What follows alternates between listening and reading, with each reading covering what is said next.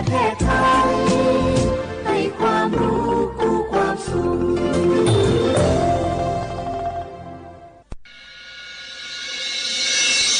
สถานีวิทยุกระจายเสียงแห่งประเทศไทยจังหวัดเชียงใหม่ AM 1476 กิโลเฮิรตซ์สถานีวิทยุภาคภาษาชาติพันธุ์แห่งเดียวในประเทศไทยที่มีความทันสมัยเชื่อถือได้สร้างอัตลักษณ์กลุ่มชาติพันธุ์สู่สากล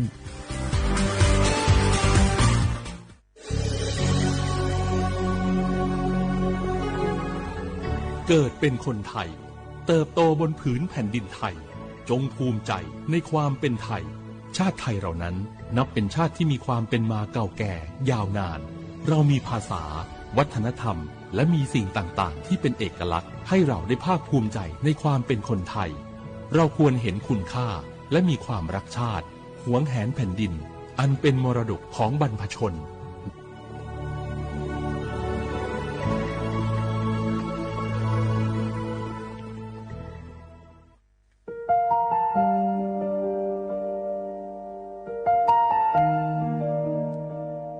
ขอน้อมเกล้าถวายอาลัยสมเด็จพระพันปีหลวงพระแม่แห่งแผ่นดินผู้ทรงเมตตาเหนือเกล้าขอพระองค์เสด็จสู่สวรรคาลัยข้าพระพุทธเจ้าข้าราชการและเจ้าหน้าที่สถานีวิทยุกระจายเสียงแห่งประเทศไทยจังหวัดเชียงใหม่กรมประชาสัมพันธ์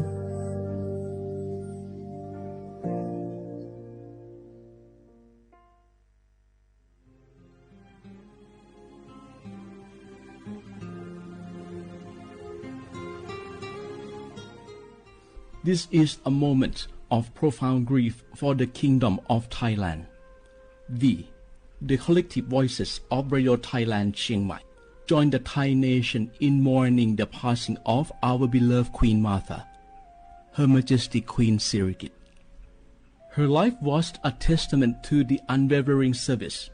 grace, and deep love for the Thai people. Our humble condolences and thoughts are with His Majesty the King, the royal family, and all the Thai people during this deeply sorrowful time. We will remember her forever.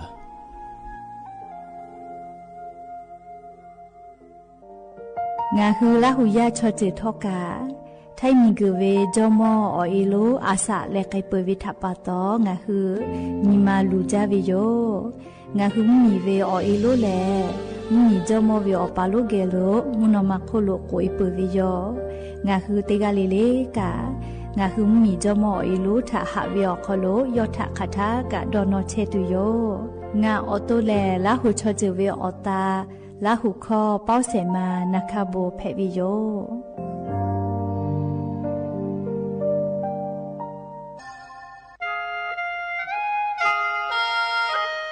คณะรัฐมนตรีมติจอตาเวคาสนิชกอนิติชหาปานิหิงาหาขอชิสขอบิอยาวคโลมติจอเลจิชิตาเวคาสงาหุมมียาบะติเวพ่อปะหาจอเชเวงาคือไทมีกัวคอเชอาวิชอติภาทะบะติปีแต่ก็แลจิชิตาวิคาสมีเวอเลี้ยวค่ามาตราติชสอคโลกุบตาเวงาคือมีอคโลชอตอชอลุพ่อเวพระราชบัญญัตินิหิงาหันชิญขอคโลกุบตาวิคาสไทมีกัวคโลพอลุลาและเชลามอวิชอติภาและทะเบียนประวัติภาคเดเจจอวิชอติภาไทยมีก็คโลลุลาตาวิมมีเวอเลี้ยวค่ากฎหมายค่าเสือคาเดลุลาเลเชเพตัวอโปงาหึมียติภาษาสถานะคนต่างด้าวเข้าเมืองโดยชอบกฎหมายก็วิบะติภาติปีแต่ก็แลจิชิตาวิโยเปตาเลมาตราสือทวิอคโลกโกบุตาเวพระราชบัญญัติสัญชาตินิหิงาหาหิขออคโลกโกบุตาวิแลงาคือไทยมีก็คโลปอวิชอไม่กะอปออิติภาไทยมีก็คโลเชมอและทะเบียนประวัติอคโลบะมาโจเฮเวกาญาติภาแลสัญชาติไทยติภาลอเพวิเจกุที่อติอคโลลโกสำนักบริหารการทะเบียนกรมการปกครองอติอคโลกาจาจาดาเลกาจาลอยวิเจออกาญูเวตันจาวติภาแลนี่คือทะเบียนประวัติคาเสอเพซานาอคโลอาจุยากาติเวอญอยาอคโลจาลอยเพวิเจนิชกอนิติชหาปานิหิงาหาขอชกอขออุโสจิแม เชกาเลียงาคือไทมีกอคอโลมาติคอรมอนิชกอนีติชาปานีหิงาหาขอจิสขออคอโลจีชิตาเวคาเสงาคือมียาบะติพามาจอเฮเวไม่เลกะบะมาจอกะไทมีกอคอโลเซเชเพตุเวบะติพาติปีแต่โปเลจีชิตาเวคาเสติปอกอยู่เวลาเลนองลาวิโยแม่งาคือเจ้าวัดจิ้งใหม่ออกข้อตอกอตีออกคโลโฆษณาติผาคือกาเวลโกจ้าดาลาเพวิโยอลโกงาคือจิ้งใหม่ออกคโลเวสถานีวิทยุกระจายเสียงแห่งประเทศไทยจังหวัดจิ้งใหม่แลออกข้อตอเวสายาติผาสู่ไกเวกาวูจ้านอคือและโฆษณาติผาคือกาเวลโกจ้าดาคือโทรศัพท์นำบัตรแม่0 5 แซนี่สือขอ0ขอฮีไม่เฮเลกะ0ก้อนี่อ้อขอฮีง่าสือก้อโทรศัพท์นบะชเวทะจ้าดะและโฆษณาติภากุลาเพวิโย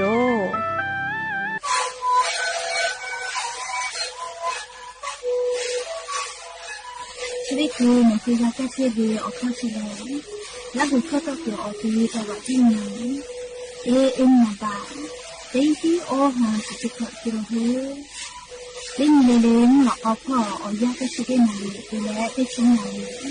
เล่นเกิดไปเอายาที่หน่อยที่แต่แล้วก็หน่อยชอบทำงาน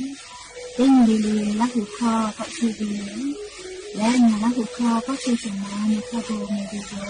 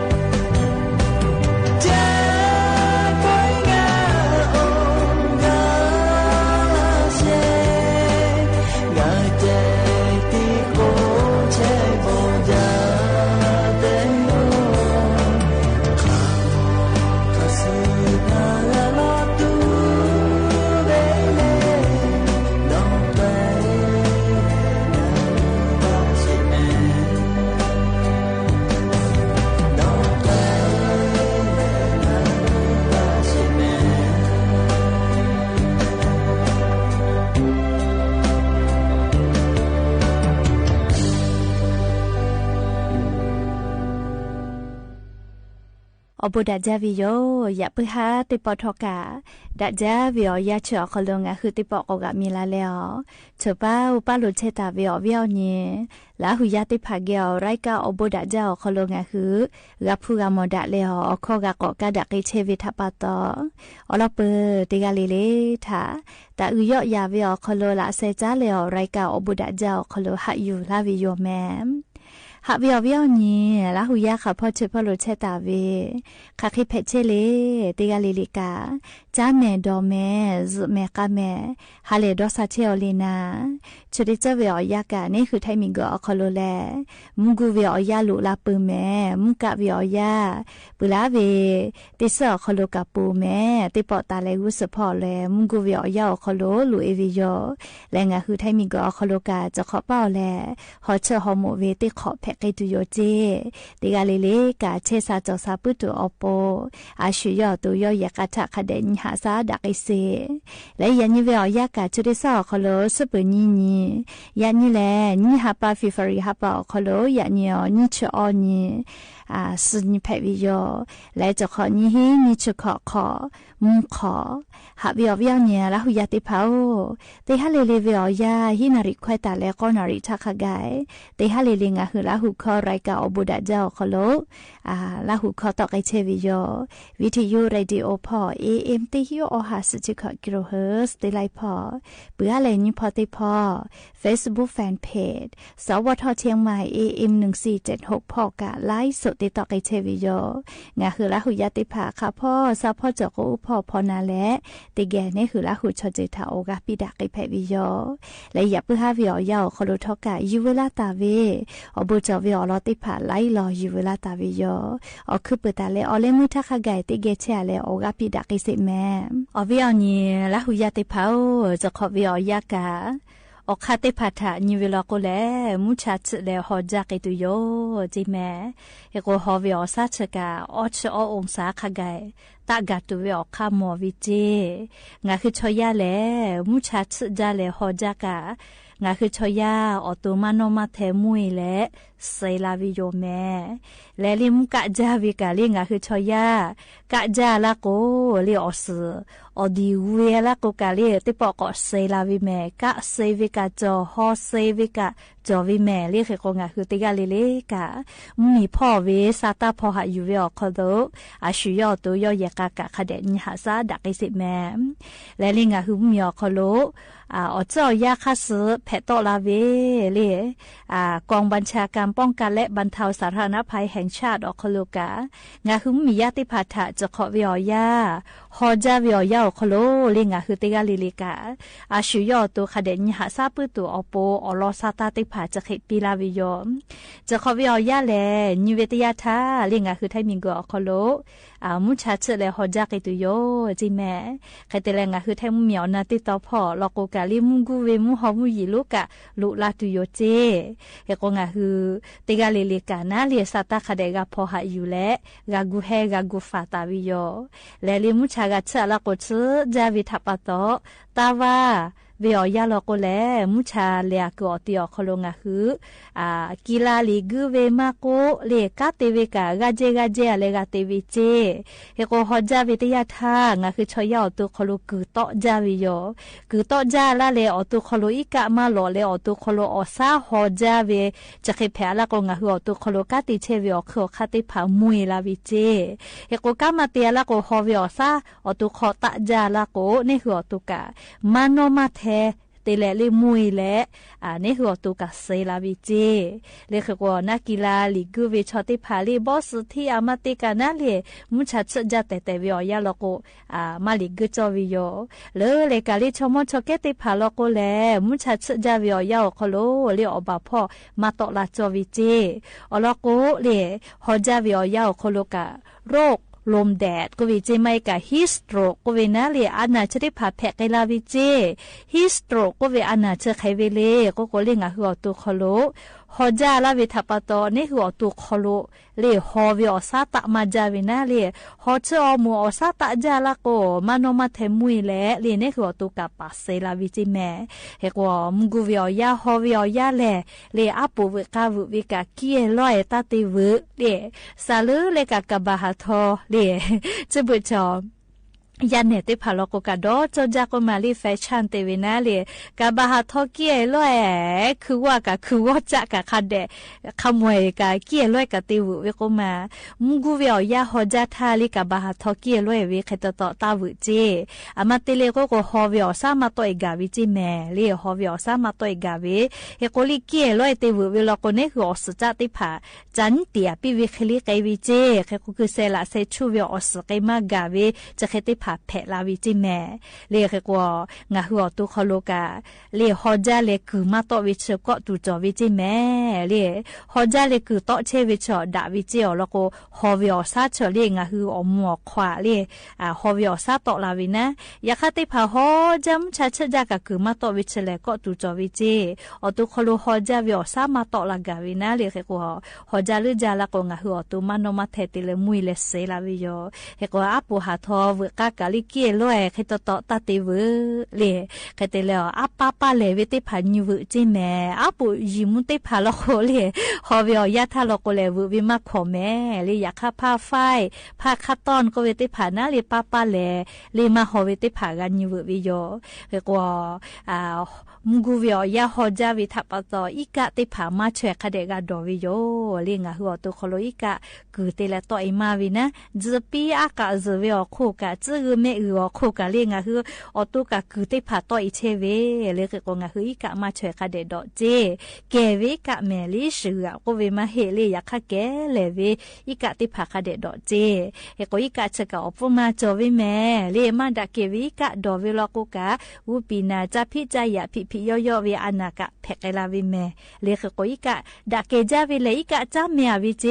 เลอปุมาจาเมียวินาเลขโกงาฮือมุกูวิอยาฮอวิอยาเลเลงาฮือกะดอวิกวยวิกะจุจาลินาเคติภากะชุเตฮวาวิชเลดาเกมันดาเกวินหุชกาวิลโกลาเคฟเฟวิคอเลนาเคคอกุยจะเลยยกให้ยกกุยจะยันจะเลยกุยละเลยว่าแค่ต่อนอนเนจอละกุยกะคเดมาดักเกวิโยเลยนะแค่ขอทับปะต่อกะอุปินาอากะลูลาวิเจเลยนะแค่ขอมาดักเกวินะอีกะมาดักเกวิยุเตียวิลโกเลยโอเคเพลาวิเจแค่เตละเลยงาคือนักเฮชอเล่อแต่ละคนนี่คือตู้เย็นจ่อเล่เตยลีเลกะนี่คือตู้เย็นขออีกะจ้าเมียวินักเฮขอเตเลดอวิลกอเลอุปินาอากะลูจะพิจายะพิย่อเวอนาจะได้ผ่าทะนี่คือทากะกิตุโยเจเลจักกุเวไมเมเลอุปินากะลูพิย่อไกเวอนาจะเลเลตาจะถาเปะกุเมเลกะแผละกูออกเอาซามามอเตเลมุยลาวิเมเลเคกงะคือมุกุเวียเลฮอเชฮอโมเวียเจ้ายาเพวิทัปโตจาวิดอวิเชวิจอวิเตเจเลพอกะสติตาและเลอาชุยอตุยอยกะทะกะคเดนหาซาดักอิเซแต่ก็เลอรอจะได้พาอยู่เวลาและจะเคชิลากะลาวิโยแม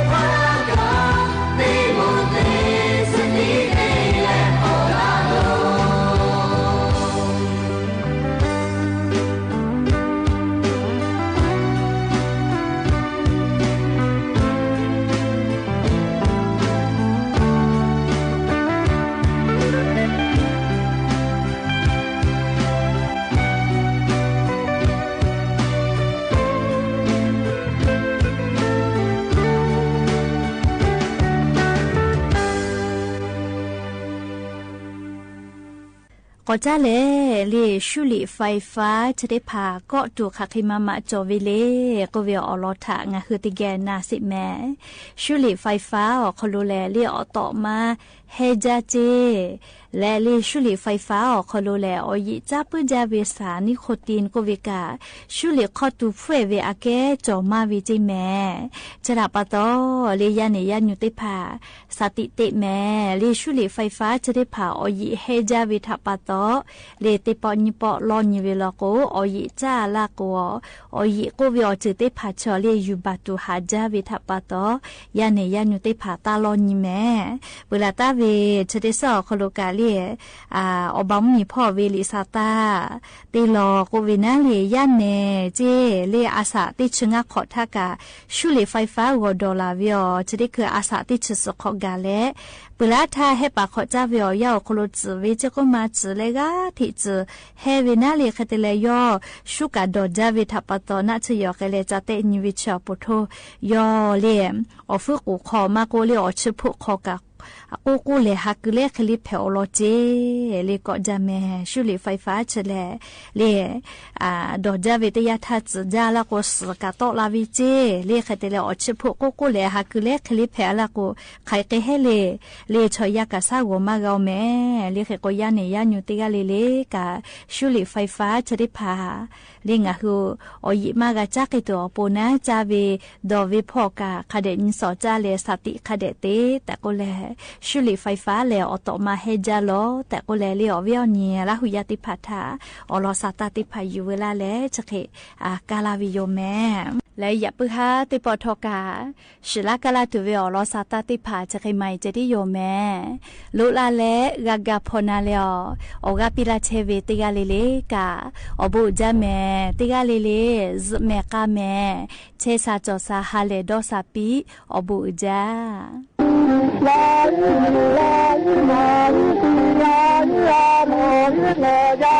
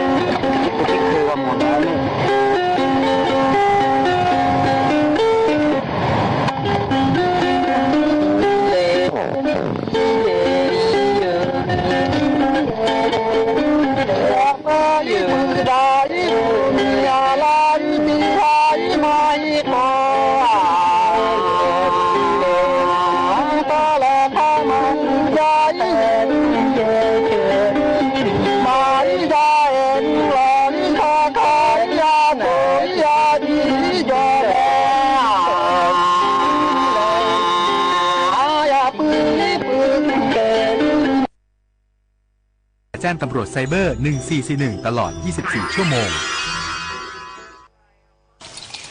เฮ้ยมึนนิดหน่อยขับไม่ไกลไม่เป็นไรหรอกมั้งประโยคนี้หลายคนชอบบอกกับตัวเองก่อนจะพบว่าเป็นการตัดสินใจที่ผิดเพราะกฎหมายจราจรใหม่เพิ่มโทษหนักเข้มข้นขึ้นภายใน2 ปีหากทำผิดซ้ำข้อหาเมาแล้วขับโทษจำคุกไม่เกิน2 ปีปรับ 50,000 ถึง 100,000 บาทศาลจะลงโทษจำคุกและปรับด้วยเสมอย้ำนะครับเมาขับผิดซ้ำจำคุกไม่อยากเดือดร้อนขับไม่ดื่มไม่ขับนะครับ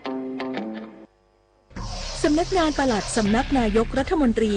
ขอเชิญบุคคลหน่วยงานและโครงการเสนอชื่อเพื่อประกาศเกียรติคุณเป็นค่าของแผ่นดินประจำปี 2568 เพื่อเชิดชูผู้ทำคุณประโยชน์แก่สังคมและประเทศชาติส่งผลงานได้ตั้งแต่บัดนี้จนถึงวันที่ 27 กุมภาพันธ์ 2569 สอบถามข้อมูลเพิ่มเติมโทร 022834712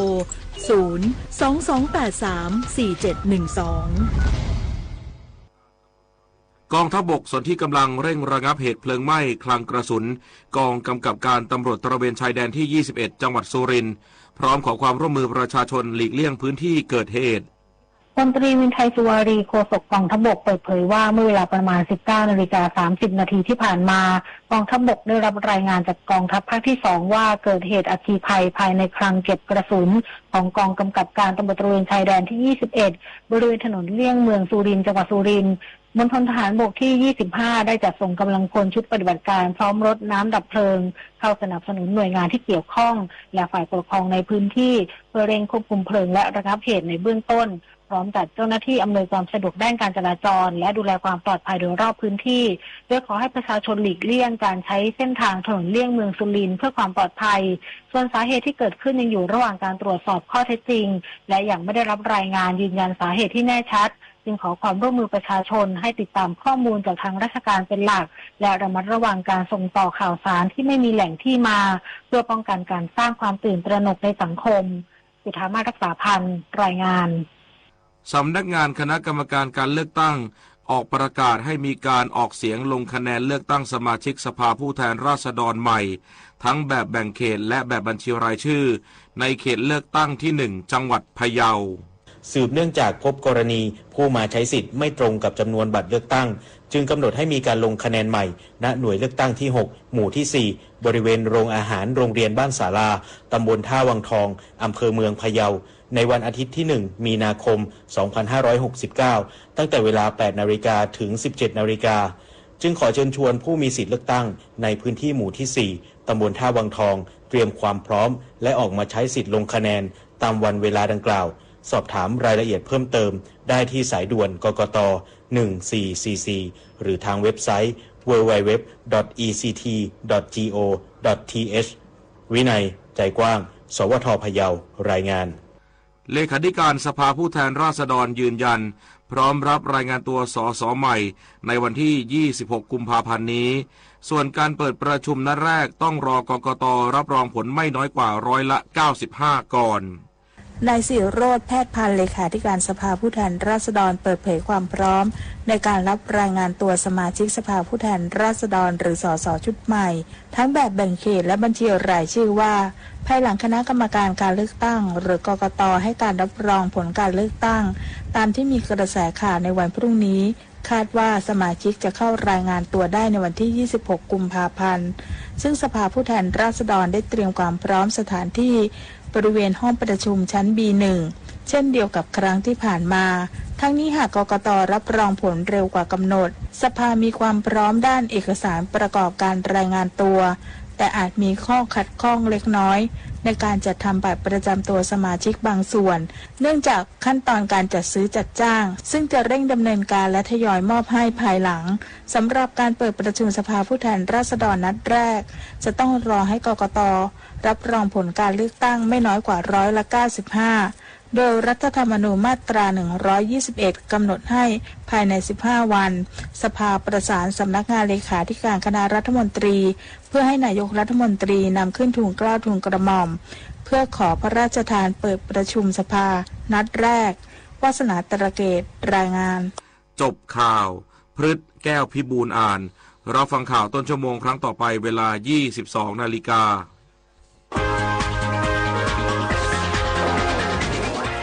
ข่าวที่นำเสนอไปแล้วได้ที่ www.thainews.prd.go.th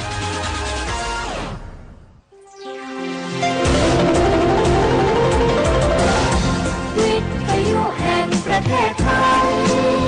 ให้ความรู้คู่ความสุข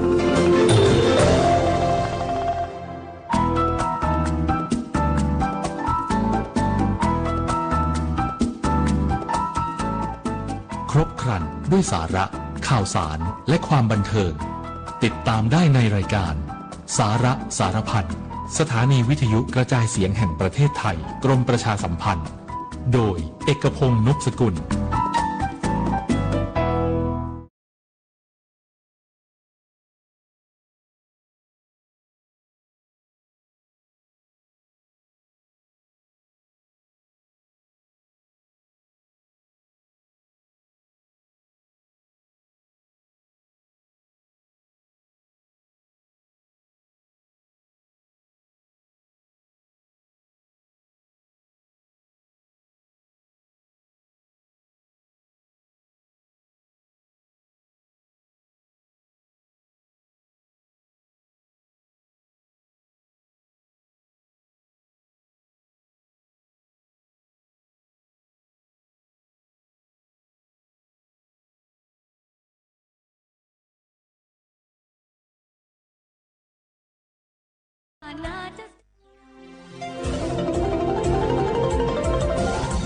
วิทยุแห่งประเทศไทยให้ความรู้คู่ความสุข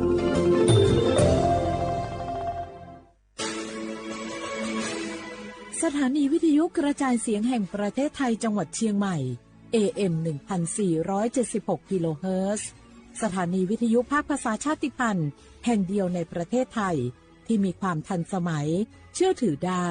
สร้างอัตลักษณ์กลุ่มชาติพันธุ์สู่สากล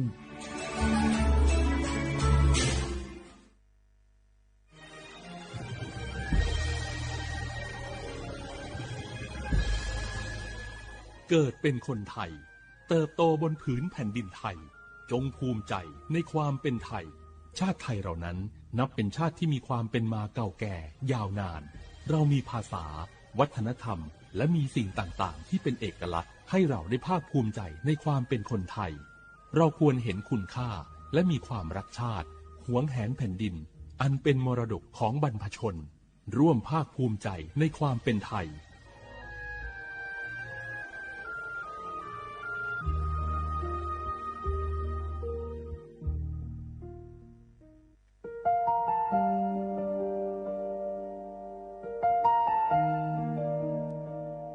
ขอน้อมเกล้าถวายอาลัยสมเด็จพระพันปีหลวงพระแม่แห่งแผ่นดินผู้ทรงเมตตาเหนือเกล้าขอพระองค์เสด็จสู่สวรรคาลัยข้าพระพุทธเจ้าข้าราชการและเจ้าหน้าที่สถานีวิทยุกระจายเสียงแห่งประเทศไทยจังหวัดเชียงใหม่กรมประชาสัมพันธ์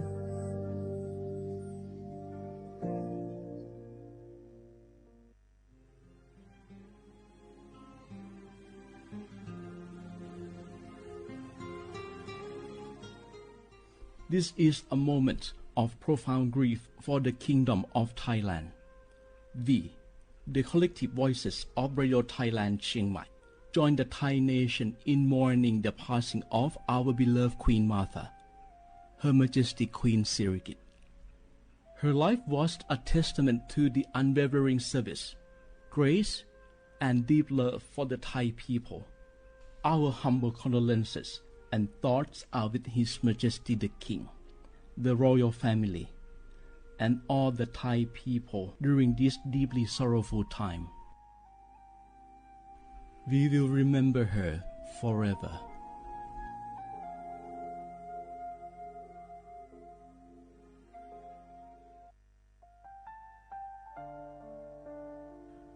Adeur Thai มิขอส่งเผาอามาสมเด็จพระนางเจ้าสิริกิติ์พระบรมราชินีนาถพระบรมราชชนนีพันปีหลวงควยตาโอดาเลียกาชายันดาชอเนมาอายออามามิขอเปียวเน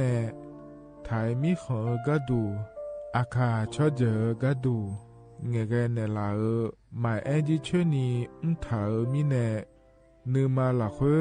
มาเงเลชญาเธอมิเนอาดิมาโยหานาลูอายองเนเกเนโยเยบอเนมาอีนอายอมาโดอาดิเนโกเอียเนอุควตาโอดาเลมิเนนือมาหน่วยสาวเนวอจอจอยเกญาอาดิมาโยหานาลูอายองนือมาละเคยอจอนาลูเนเกเนโยเยบอชอเนมางามาอาเขาชอเจโยกานาลู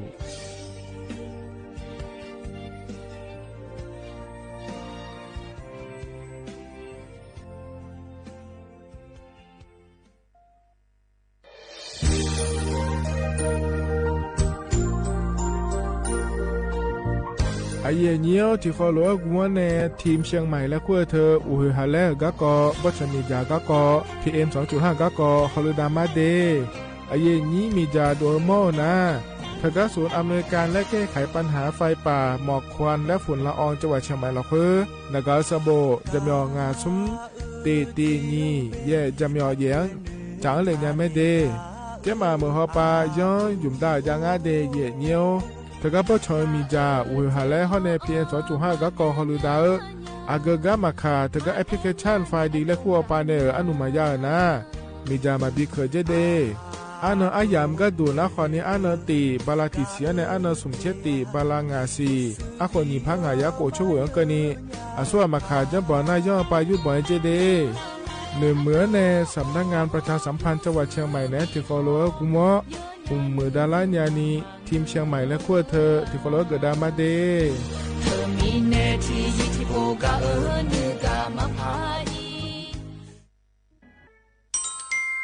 ไอเย็นยืนเจริญเงอันนี้เชื่อว่าบาลาเชสีอาคนนี้พังอายาโกเชสิเงนอแต่ก็คณะรัฐมนตรีบอกเจ้าหลวงไอเย็นนี้สัญชาติก็ก่อสาลัวเดินชาวบ้านเนี่ยก็ดูเดและบจางอาเดยเนียวเดเธอก็ย้อมมาตรา17แห่งพระราชบัญญัติคนเข้าเมืองพศ2522และขั้วเธอก็เธอแน่ไอเย็นนี้เธอก็ถ่ายมีของหลักคุยพ่ออ้อเหลียวกับเมียนี่จอลาเดอเพราะเนี่ยรอทะเบียนประวัติและขั้วเธอย้อนฉายเยี่ยเดินนะขอเนี่ยเนียวเธอก็อยู่ห่างก็ดูการขอสถานะคนต่างด้าวเข้าเมืองโดยชอบด้วยกฎหมายและขั้วเธอเดินยาเมเจเดเยเนียวเดเพราะแน่เยเนียวมาตรา7ทวิแห่งพระราชบัญญัติสัญชาติพศ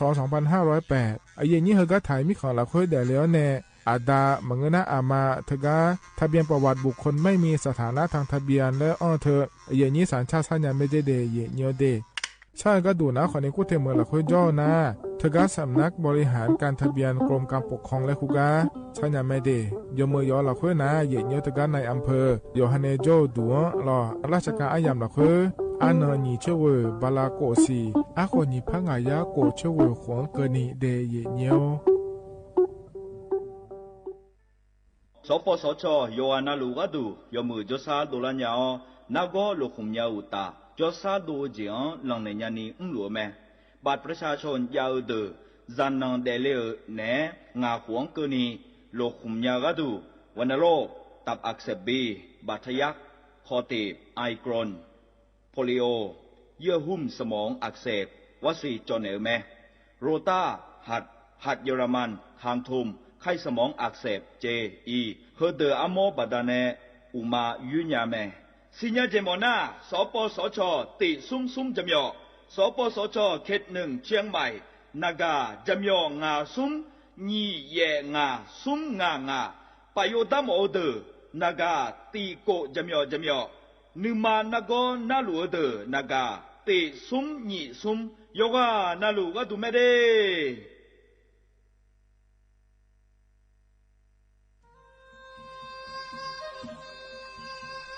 ยอปอนาลูเฮตาขอดังเง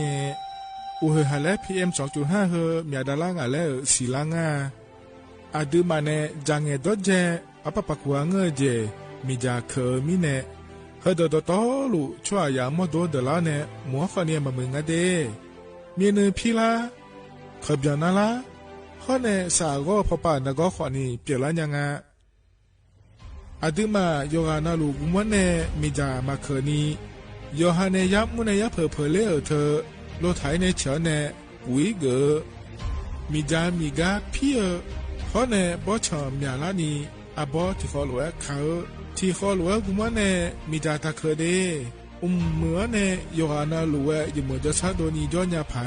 เนื้อเหมือนแน่สำนักงานประชาสัมพันธ์ที่3กรมประชาสัมพันธ์พปาแน่จะกาเงเด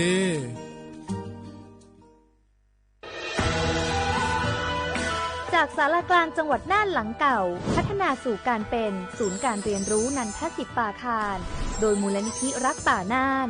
นับเป็นพระมหากรุณาธิคุณที่สมเด็จพระกนิษฐาธิราชเจ้ากรมสมเด็จพระเทพรัตนราชสุดาสยามบรมราชกุมารี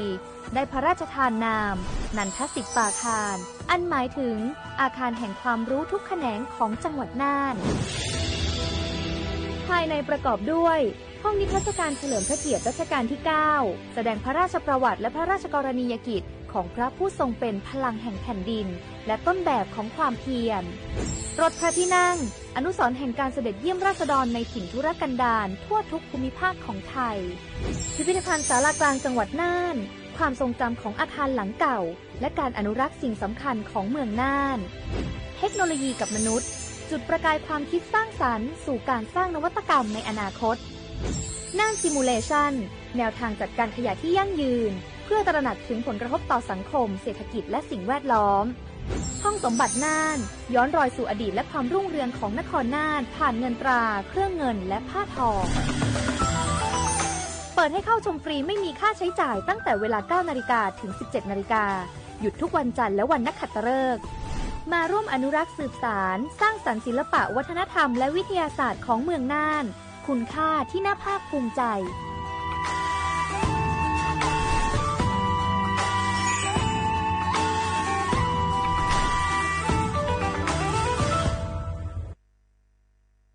ข้าชอชอแม่นแม่นแม่น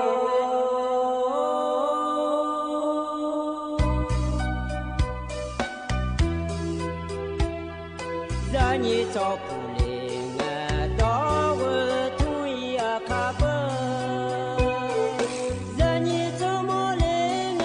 ดองชอยอาคาเบชอพามาสิจอชาโล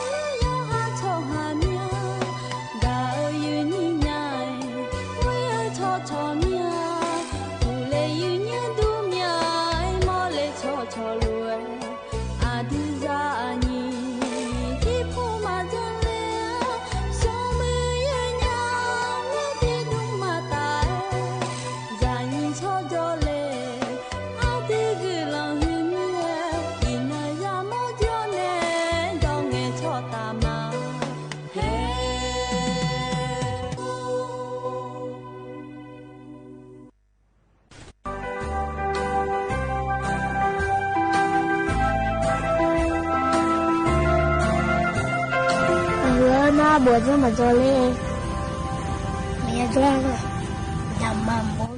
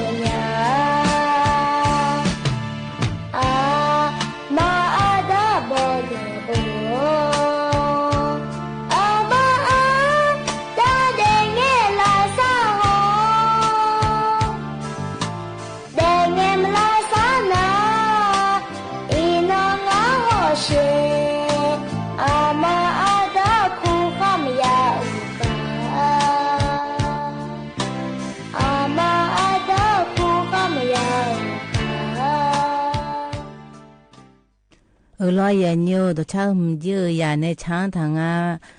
ยันเนี่ยดามันบ่เมียไม่ช่วยนุ่มเลยมีเนี่ยจีกรู้ช้างทางตัวเช้าหุ่มยืพนักหน้าแล้วนุ่นเหนือภาษาละเมียยันเนี่ยอินุจีก่อนนี่งานเน่บุ้มดอนเน่ตะพูละมาเดอายามาอยู่ที่โลยล้อโอยล้านเน่เชลาเกนี่มาอยู่กับเดือก่อนนี่แล้วที่โคโรนาดามายันยูเฮียามน่าอยู่อันน่าหัวใจจะได้ดูรอจะได้เนี่ยแล้วบอกนุเทียมพัดตัวเมแล้วบอกตัวน่ามาอยู่กันเลยมีรอตัวจะแล้วทีวีผู้หลังฮอเลยแหละแม่น้อจีน่าที่ตอนนี้ตอนดูแลแม่ยูขาเบอร์ยูเฮียามบุรอเฮอาคารนั่งด้านในมาอย่างยูอินนน่าจนเจอนี่น้องอย่างยูอันนั้นน่าเสนี่สิบลาลอมองที่หูไทยอันนั้นน่าว่าอาคารเล็กก็ละงอย่างยูอันนั้นน่านี่ชื่อกุมภาพันธ์นี่พังยากูชื่อว่าอย่างยูเฮกางามันเนจอดูชิมยังด้านลิมาอย่างยูงามันเนจอดูนะสถานีวิทยุกระจายเสียงแห่งประเทศไทยจังหวัดเชียงใหม่และไงอย่างเนี้ยสำนักงานประชาสัมพันธ์ที่3กรมประชาสัมพันธ์นายยุ่งและนาบือสวทเชียงใหม่และไงลอยอย่างยิวแห่กานาหาพอกับพวกนี้นาหายาและดันเนี่ยมาอย่างยิวบอกคือพอคนนี้มาครอบพอก่อนนี้ลอยอย่างยิวเอ็มและงานที่ผ้ายาสิเชกกิโลเฮลอยอย่างยิวหน้านากายาในเฟซบุ๊กพอในฮอดืนาสวทเชียงใหม่ที่พระยาสิเชโกกิโลเฮลงายอย่างเนี้ยเห็นอยู่จีคนนี้ที่โกโลเออดีมาอยู่กับเดินยาโจต่างเราที่โกโลเออายามที่ยามเกยยาโจงเราอย่างยูบาเกนี่เชลาเกนี่เราอย่างยูเห็นกันเนี่ยตางานเนี่ยเลี้ยงทางการมาเลี้ยงมินันเนี่ยเราอย่างยูโดยชาติบุ้มเล่พอเนี่ยมาอย่างยูอาจิมิเนี่ยนะที่เดินนะเล่น่าหามาดาสีที่เดินนะเล่ลาลูมีเราจะลาลูมีให้ก็คุยด้วยดอกคือภายเราที่มีให้อายุไม่ดอกจนเนี่ยดอกชาถึงพอเนี่ยน่าหามาอย่างยูดอกชาหุ่นนะอันนี้ที่อันนี้ช่างทางเดียอย่างยูดีอายุมือจนเนี่ยอายุดอกทอดีและช่างทางเนี่ยอยู่ลิอาดูจุกเอาลามาดีแล้วเด็กชาน่ามาบอกทางอย่างยูให้ที่โคโรนา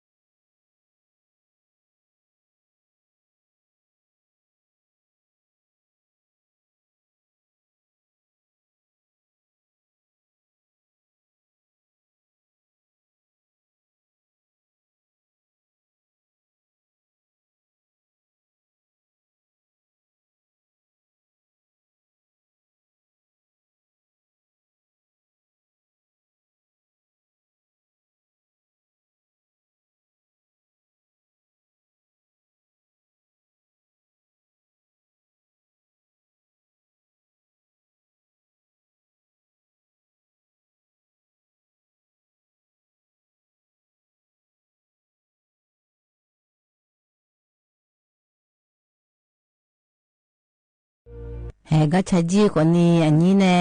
อดูจุกาอุลามาและช้างเถอฮึจุแม่ยันยูแหก็ในตานาอันในเลมุทากาจักาจิเลมุทากาทิปูทิติติเตียนะดามายันยูอดีมาอาคายังจันเนมายันยูกังอันในเลมุฮนายากูเดจิงายันยาอายมาและยามอยามอจุแม่มินันติปูอันเนมากำจีตัวนี้พาบุดุละเมพยาเนปูแม่อายมานามินนานเนปุนาบุรีไฟฟ้าแล้วงามอลีเฮมาเคดูนี่และสุญญาเฮโรนั่นที่เจน่าพายดีเนมือถือพอในโคดีงาแล้วเฮนี่เจเดียวดีไปยอดื้อพายนี่ยอดพายงาเจอยากกูอยากเดือดถึงไม่ไหนยอมาเนดูลานะเที่ยวไปชบาแล้วอายุในชบาญาผังงาแล้วอยากกูอยากตัวเพ่ยามงาแล้วมูลีของพายดีเนพายดีตัวที่เดินหน้าพิชมมาสิญญาพาโลแล้วนักพอในดิญญาเดยยืนเดนักพอในกุลนิกานี่อดีมาเธออายุมานักเจ็ดทุเสียงนักการนี่อดีมามังชลนี่ก็มุทานเนเธอมาโลนาที่เดินหน้าเกณฑ์นี่ง่ายอย่างนี้ที่เดินหน้าทุกคนในพายดิญญาพายดิญญาหน้าอายุมาหน้าที่เดินหน้ามาได้สิดาบินเนทาพาโลสิดาบุลาทุกคนไปเตือนทาพาโลถึงไม่เนสิดาอันมีเนที่เดินหน้าแล้วทุอาเบเบงนะยอมาก็สินดายาตัวเบงายอมานะนี่กันเนี่ยฮูกปะจอเลมูเลธนาสิดาเฮอจิกะโอบิจิพอเตคุลุเลมุทาเมียชเลเลมุทากานี่กันเลมิรอยันยูทมิเนอายอมายากุยาอยู่ดีปะยาชบาเลดูละงายกานาโลเธออันนี้มัวอยู่ที่รู้ไหมเจ๊ไปอยู่ดถึงหัวก็ภายนี้ก็ถึงไม่แน่อายุมันเนี่ยอามีสบุจุยอะไรอยากกุยอะไรก็ไม่แน่อาจิไม่แน่งานนั้นอายุมาเธอจนเนี่ยโยเลน่าลอยอย่างยูเห็นนุ่มมากกว่ามาซ้ำกันเจ๊นุ่มมากกว่ามาซ้ำกันเนี่ยนุ่มมาเพล่าก็ยกคอเลยอะไรอยู่หาโชว์ผู้ละแล้วคู่ไงมาอินี่รอนุ่มมาเพล่านี่เห็นสบุจุพอมาอีสบุจุก็มาเลยแล้วน่าอยู่หากลับบ้านสู่กลาน่าลอยอย่างยูกลับบ้านเลยงาเธอเฮ้ยก่อนนี้มาจังนี่มาสู่นี่คุโลก็กอดูลางาเรามาสู่นะก่อนนี้น้องจีจังนี่มาสู่เลยนะที่เดือนน่ะสิดาจ่ายดูน่าลอยอย่างนี้อยู่หาชนสิดาบินเนี่ยอยู่หาชนในบินจังดีน่าเธอตัวจังเนี่ยจังยังงาเนี่ยตัวคนเนี่ยอยู่มาอย่าสินึกกันเธอมาน้องนั่งอย่างนี้อยู่มาเนี่ยอยู่หาชนในบินจังเนี่ยมีล้ออยู่มาจกูน่ะอยู่มาสามเณรจีมิเนี่ยนะอยู่มาโชว์เธออยู่เนี่ยที่ไกลมาที่ก็รู้มาอย่าชนแทอยู่จุน่ะล้อเฮ้ยยามแล้วที่ปวดหน้าแทที่จีได้ยาจ่อยไงอยู่หาชนเนี่ยมาอย่าอิงไงล้อเฮ้ยก็เงินตันนะอยู่ก็คู่สู่ก็ละไงอยู่มาสู่เนี่ยจีจะมิเนี่ยนะก็ไปจีละเฮ้ยไงล้ออยู่ที่จ่อยอยู่หาโชบะแม่เลยจำเมียแล้วอาดาดาเลน่าชอบมาเทมินายอย่างยูทมินเนมาดาเลมินอันเนอาดาเฮมาดาเลมินอันเนแล้วมาดาจีอันเนงอันเนนักบ้านเองจ้าสบุจงจ้าทับดูละเลยอันเนงอันเนตัวคนนี้หัวเฮติกานาโลนักบ้านเนี่ยเลยสิญญาณอยู่มาเพชรทองเป็นมาบีอันเดียวก็ไปอยู่มาที่จิเลมุทำเมอุศพลักเกินนะน้องมานักก็บ้านถ่ายเลยอยู่มาตัวจังทำเมติกานาโลตัวนี้ติกานามาจังถ่ายเด็กก็โมลาเอ็นะจังถ่ายหุ่นนายอยู่มือแม่เนี่ยอยู่มาก็บ้านถ่ายเมียคู่หัวโมจมเมียยายว่าเลยอยู่ด้านหลังเนี่ยมันนี่กันเนี่ยน่าอยู่มาเฮ้ยจจีเนี่ยโอ้ยกลางไงหุ่นเอาไปคนเนี่ยสิเด็กติกานาเดน่าติกานาน่าตัวมาจ้าคู่มาหลูเมียรอคู่บาลตาพอมาเจดิมาลตาพอมาเจคู่นี่ก็สุ่งว่าแล้วที่ปนาพัสุ่งเลยก็เมียถึงแม้แต่จะเมียคู่ตัวอยู่ถ่ายจมาดาถึงไม่แน่อดีมาเจอยาหอดาลอน่าเฮเจอายุมันเน่ล่ะนะอยู่น่าชอบบ่เจโอเจหัวเฮพอคนนี้แล้วกีฬาผู้หลับบิยาเลยอยากตัวก็นักการแต่มาบิกานี่ลอก็มลีมวยมาบิกานี่ลอกีฬาผู้หลับบิยาน่าอีกคนผู้หลับจนน่าเลยมาดานเลยยังไงชงอันนี้ยังไงชอยจู่ๆเนี่ยลิวเลยอินสบุจงเงจงเนี่ยเมียโลเลยกูยังไงชงอันนี้น่าหัวเฮมาลอน่ายมอาจีแล้วยมาที่โกโลกิจกรรมแล้วจิบิจาแม่อย่างเงี้ยที่โกโลอามามูเลยโกโลบิจังเลยเจ้าโนมาเจ้าจีน่าก็ถูกเจ้าต่ออีเลยยมาโกโลไงชมแม่โลก็หัวเฮเลยล้อเธอไม่แน่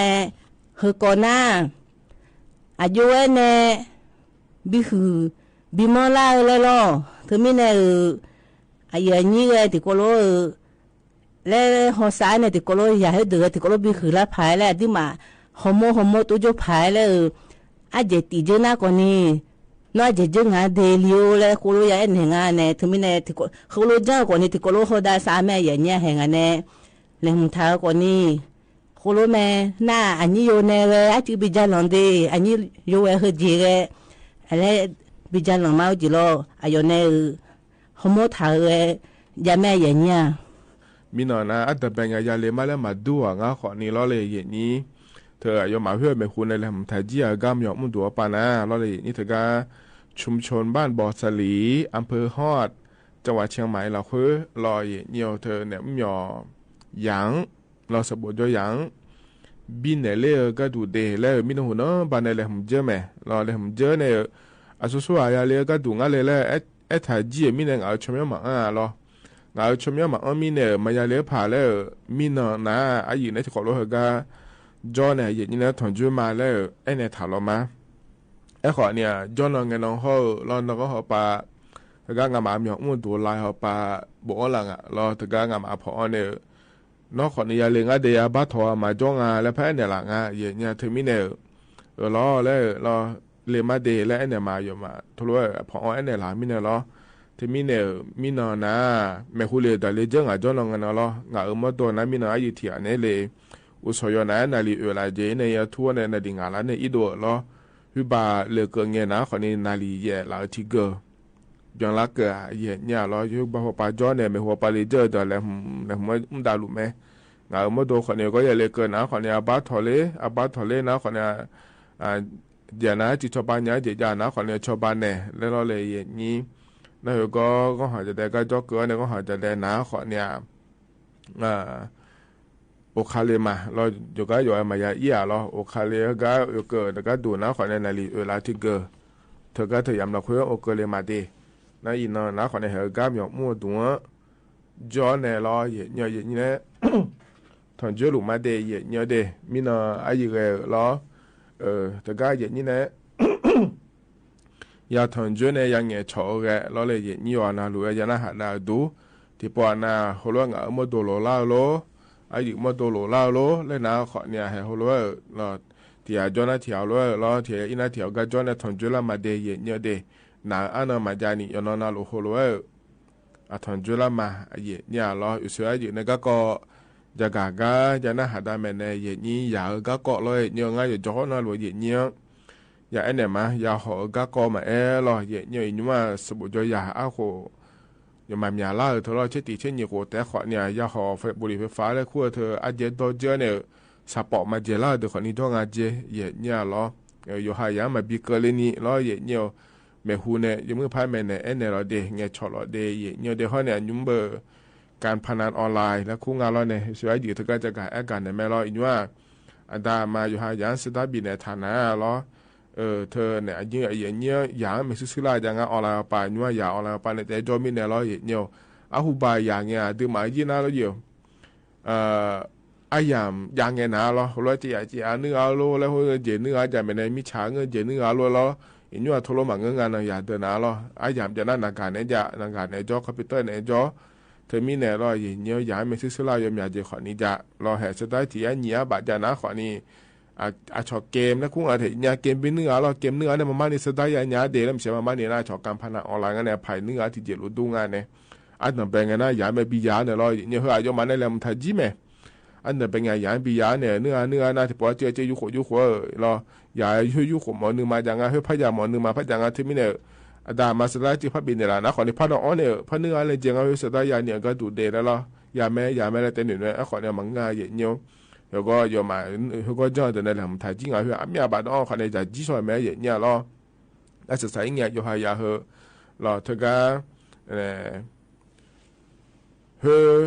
嘅鋪買嘢下個呢咯，咪要到人哋產額咯，咪單人哋產額睇嘢嘢咯，這面呢，咯又係廿蚊人入邊呢，啲咧多路落去啊，咯嘢嘢話佢自己個行業，但阿媽咯又係人咪別隻呢個，阿人入邊呢又係人呢嘢坐啲。ก็เจก็จะขอนี่เดแล้วมาในอย่างนี้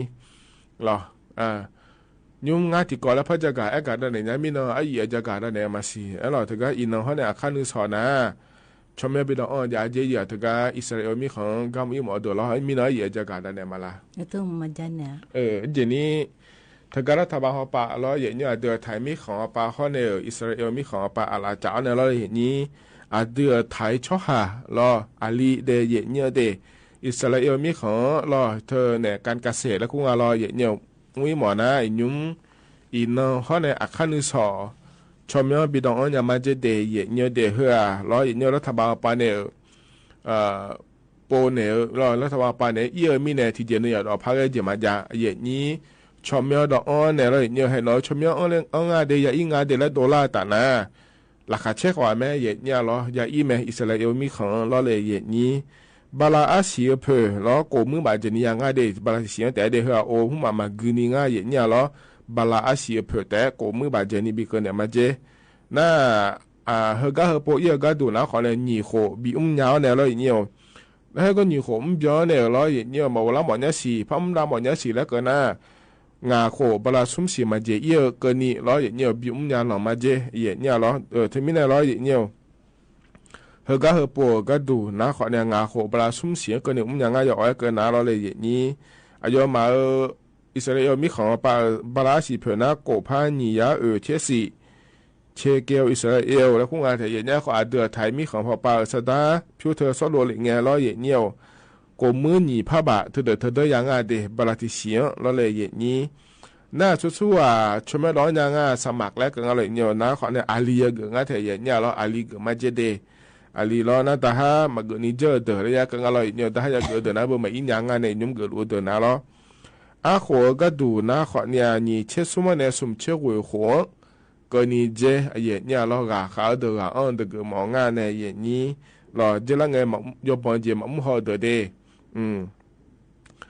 น่าเราเลยนี่เจริญไงอิสราเอลมีของมันหัวเดือดแล้วงานที่เนี่ยเราเดือดเขานี่ก็มาเจเนี่ยเราเขาเดือดมีนึงยมือเดือดแล้วยังก็งานเราเนี่ยนักก็หน่วยเลือดเดือดมาจ่ายเจยาเสพติดมาอยู่มาเดอแล้วงานไทยเนี่ยหรอเธอมีเนี่ยเฮกังอันเนี่ยเกอเฮรอเนี่ยงาที่อีหมอมีงาของนี่แฮ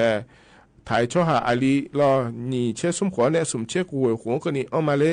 แล้วเลยเนี่ยเจริญไงเราตาโนเนี่ยมาบินอย่างว่าจีมันบอกว่าสิแล้วเนี่ยก็เอามามีนึงยมือมาเจน่ารู้ชามาแล้วนะขอเนี่ยชมยอดองอีอย่างงาเดยเนี่ยเดชมดองเยอะก็ดูนะเราเนี่ยอินเทอร์เน็ตพอปานในคนนี้ชมดองเนี่ยเราถึงกับGoogle และ Google เลยเนี่ยเดียเนี่ยกองบริหารแรงงานไทยไปต่างประเทศและโบนะโดล่างาสบุยสิญาไม่เฮกามุยยกานาลุรอเนี่ยกองบริหารแรงงานไทยไปต่างประเทศและคู่งานเดียเนี่ยเดอายามชมบินอีนแต่งเนี่ยอีนอันนี้เชื่อมิเนลอีนฮอนเนี่ยอาคานุสอรอเนี่ยอีนฮอนเนี่ยอาคานุสอถ้าก็ชมดองอีอย่างงาเดยเนี่ยเดน่ารอเนี่ยนักการสบุโลนะเนี่ยถ้าก็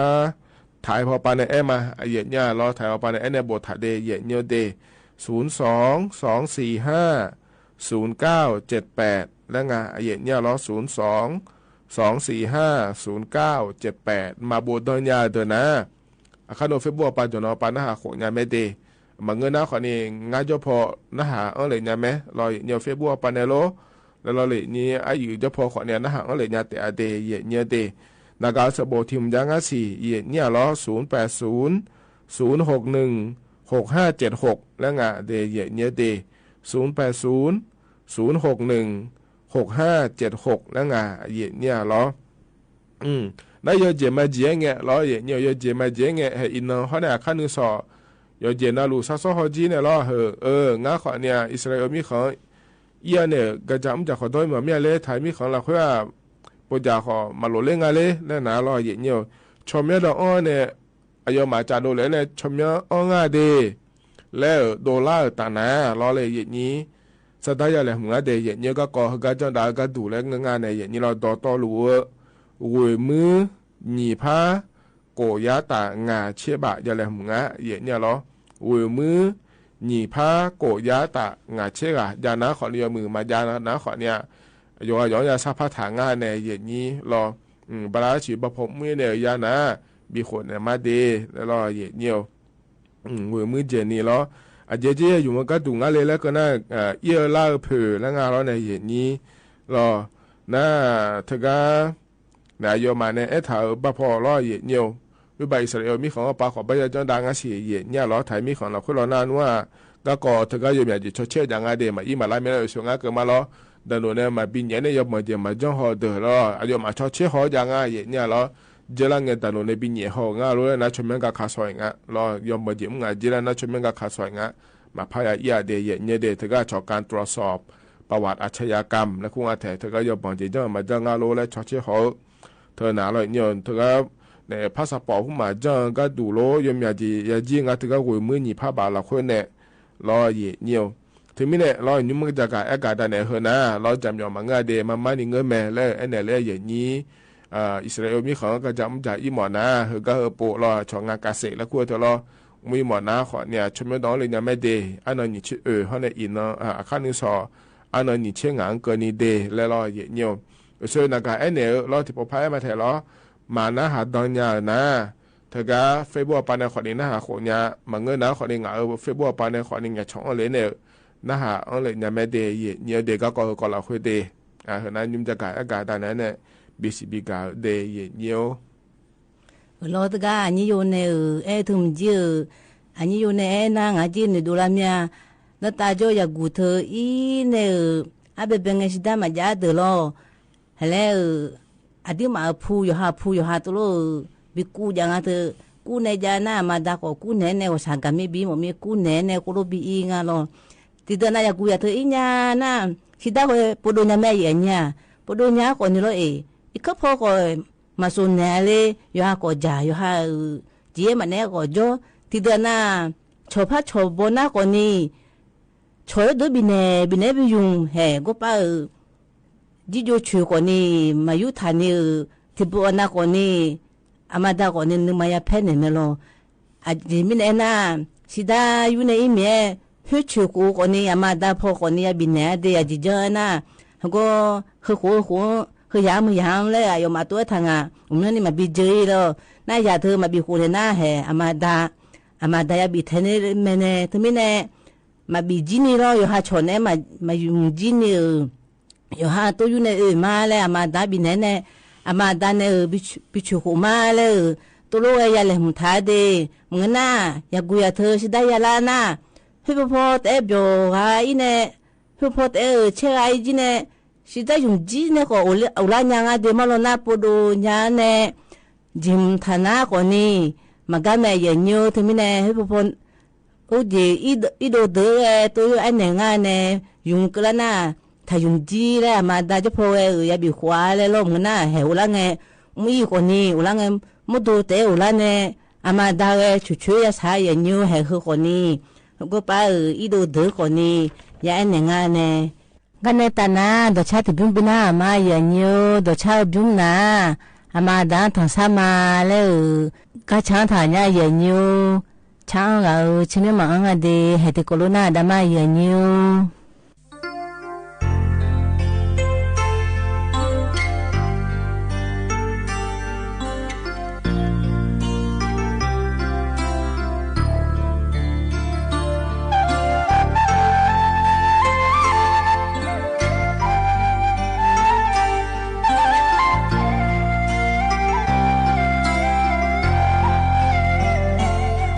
มาโออาดาโอ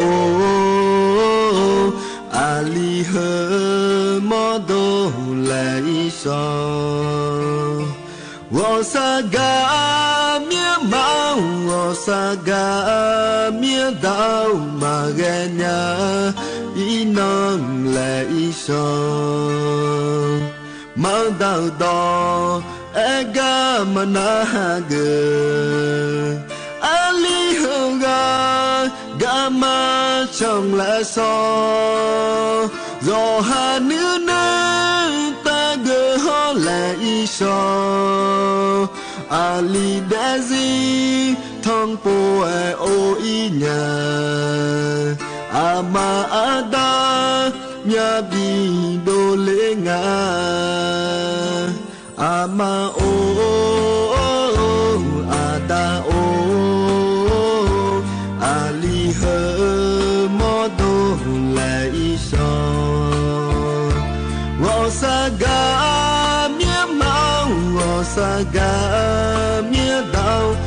maganya inang lai sa do bang je ho lai so mia zo la ga ko do ga de bi te ma ne bo ne pa ho zo mue da da ma ama adao aliang bo sa lao ibajini tabi na lama dao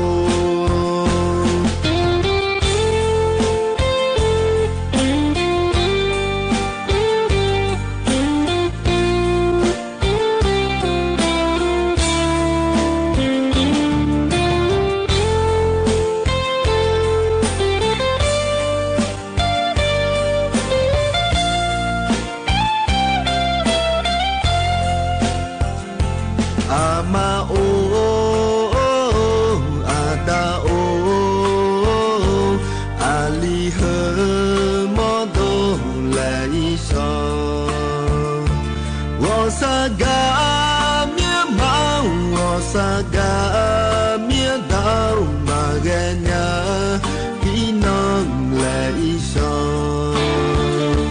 mà đau to ega mà na gờ ali hương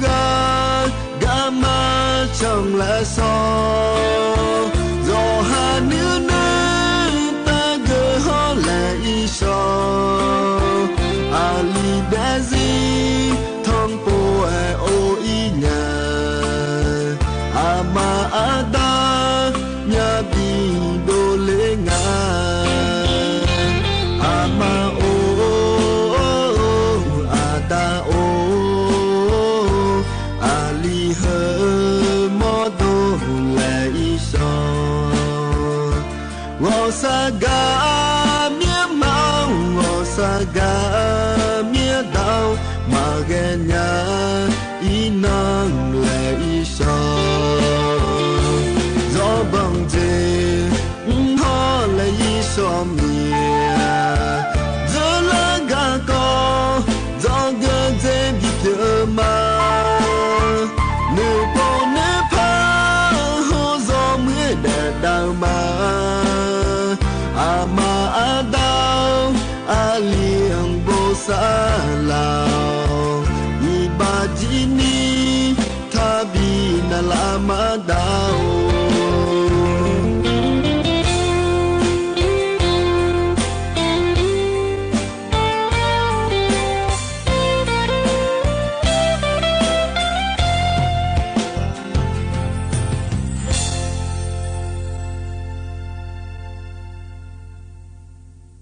lo yan như na ha bio du ro yu na ni yo ma da ta sa ma le chang tha hu byung ji lo ngane ta na ngane jaga jian le hum tha ga thi ko le pha ja da ma ye nyu thi ko lo na ha ma ga na lo pala ka so ma ha thai ne hu ba ja wa yo ga na ni ene tha nga ye nya a ji mi ne na a di ma thai mo hu jo la le o me je ga le o hu na lo ye nyu hu ba ke ayo ma na nyu ne le on le so tha nga le on le so tha ne ba nga si ba la nga chi kha ke ko ke ni jo la le so je ye nya na yo ma ja ma pho ene na a ji jo la la nga je ji bi cho ba le pu ya de ya ji bi cho ba le ayo ma ne ja wa pho ene tha na lo ye nyu ja wa de na bo pho ya pha ne nga neอำเภอผู้หลาโลนะอำเภอผู้หลานะอดิมาปอหลัวแลงาโลฮู้จิอดิมาผู้อยู่ผู้นาโลตัวจงาโลเฮตุพระจากันเนงาเนนะบลาสิทธิติโปพะสุงาโลพะสุงอดิติกานะพะสุงเจอพะโลอายุเจอนะแล้วอดิมาผู้ตัวแทนผู้หลาจอมแน่แล้วเชโดถาโลกะบิโฮอิจูจาบิโฮโลลุดูบิโฮโลแล้วโคเชโดถาเธอโคโลจลากลาเมียมุพายาเลมุทาเลอายมาเจอจังดาลาคนนี้เฮเลงพังเงดูเนงอะไรอย่างนี้เงดูเนทางเงเดเลมุทาเดเลมือโจดูมาเจจุมาจันนี่เลบิวกานาโชอิจุมาลังอาเจนะนกานียาสาเดทุมิเนโคโลมาบิสาพายเฮกายจูเฮกายยาเมโถนะ มายังไงจ้าก็ทูบิไลอีแล้วกูรู้เลยมึงถ่าแล้วแหน่งไอ้อย่างเงี้ยแล้วอายุมาแน่แล้วไปเชื่อเดือดเถิดไปเชื่อถ่ายเดือดเนาะเธอไม่เนี่ยแม่จีง่ากันเลยนะอายุเลยหุ่มเลยนะอาจีจ้านะแล้วเทลังเตะจะโตแล้วมันจะพาเราอย่างเงี้ยเทลังเตะจะโตแล้วมันจะพาอยู่เธอหลงง่าโลแล้วท่อยางง่าโลแล้วอาจีจ้อยง่าแล้วมาแปะก็ทูแปะง่าแล้วน่าผู้เดือดน่าก่อนนี้เขาเลยแม่ที่กูอีจูว่าที่ชื่อเรื่องอะโถน่ะงั้นมาพูดเลยแม่เชื่อมาบ้าเลยแม่อยู่อันเอาไม่เชื่อบ้าเดือบบ้าอาบุก็บ้าแม่อาลีก็บ้าแม่อาบุก็อมยาแม่ที่ปวนาอาบุก็เลยแม่อาบุเตเลน่าก่อนนี้อาลีเดือดแพ้ไล่สิดีเฮ้อาบุเตลง่าอยู่มาเตะมึงง่าเลยมึงง่าอาบุเดือดกันยาแม่อย่างเงี้ยเขาก็ป้าท่อบลอยก็ป้าที่ปวนาอาบุดูชิเลยโลเลยอายุมาเธอแล้วก็แล้วก็เลยยังหงาโลถิ่มตาถิ่มเลยอีจุดจะได้มาอยู่เลยง่าเลยน่าเธอไม่แน่อาบุเดือมายังหดเทียอยู่น่ะเธอก็อาบุเตบีอีเมอาบุจะยังละแม่จะยังละเนี่ยเธอไม่แน่อยู่มาจีอยู่อันน่ะอาลีอาบุเลยมาเดปานีตัวรถที่ก็รถกุมในรอยอย่างเงี้ยเธอไม่แน่คนรถบิเลยหุ่นท่าแล้วง่ะน่าอายุมาก็รถเดือดจีเจ้าหน้าที่แล้วง่ะเรากำลังพงเลยเดืออายุมาหน้าที่เดือนน่ะเคลื่อนจัดอะไรยังไงอย่างเงี้ยยมาตัวคุงอ่ะหาแล้วอดีมาเชมายังไงโลหน้ามือพอหน้ากว่านี้เคลื่อนจัดเธอแล้วไฟฟ้าแล้วสุดโจ้เนี่ยย่อเลยมิชาพวกเราดูก็เคลื่อนจัดให้เนี่ยแล้วที่พวกเด็กกอน่ากูเลยกูน่าตัวกอน่ากว่านี้ย่อเลยนังการนี้จะเฉยๆแต่กูรู้กว่านี้ย่อเลยงะน่าบ้านตาหนูตัวมาบ้ามาเลยเนี่ยอาจจะไม่แน่น่ามีจานเนี่ยกูดูก็จะมีเฮ้ยก็ไอ้เด็กละนะยอมมาจีคุโลเลยมันทัดเดแล้วสาระเงินแต่ทับปูเลยอยู่อันนั้นนี่เลยไอ้เนี่ยมองอะไรอย่างนี้นะจลาคนนี้มาจลาคนนี้เลยอย่างนี้อีจูเพื่อนอะไรยบูบูเลยยุ่มเลยไงอย่างเงี้ยอีจูผู้ละคนนี้ผู้แบบบิโลเล่พายรอบิโลเล่นี่อันนั้นคือนั่นผู้คนนี้อาโชคนรู้มาปากกาคนนี้ผู้คนนี้ยอมมาจีคนรู้ไอ้ถ่ายยังไม่รออย่างนี้ไอ้จัวที่จืดปีน่ะเขาก็ป้าบิโฮกาเลยจัวอะไรขาผู้น่ะรอบิโฮกาเลยจัวน่ะหัวชอเลยเนี่ยปีน่ะหัวคนนี้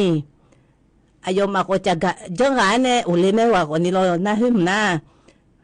อายุมากกว่าหัวคนนี้ชอบยังแม่น่ะยอชอเลยเนี่ยวิทยุกระจายเสียงแห่งประเทศไทยและเครือข่ายทั่วประเทศเสนอข่าวต้นชั่วโมงรู้เร็วรู้จริงเกาะติดทุกสถานการณ์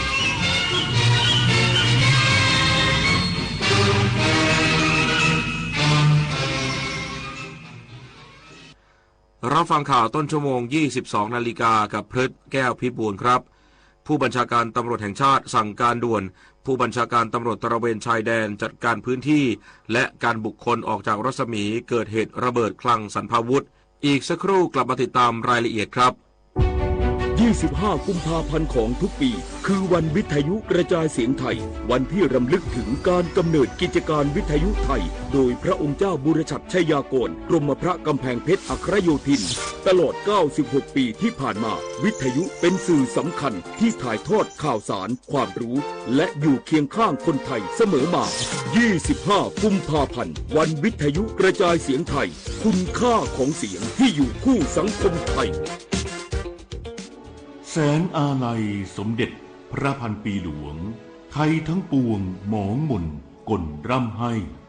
พระผู้เสด็จสู่ฟ้าสวรรคาลัยแนบดวงใจตามพระบาททุกชาติภพ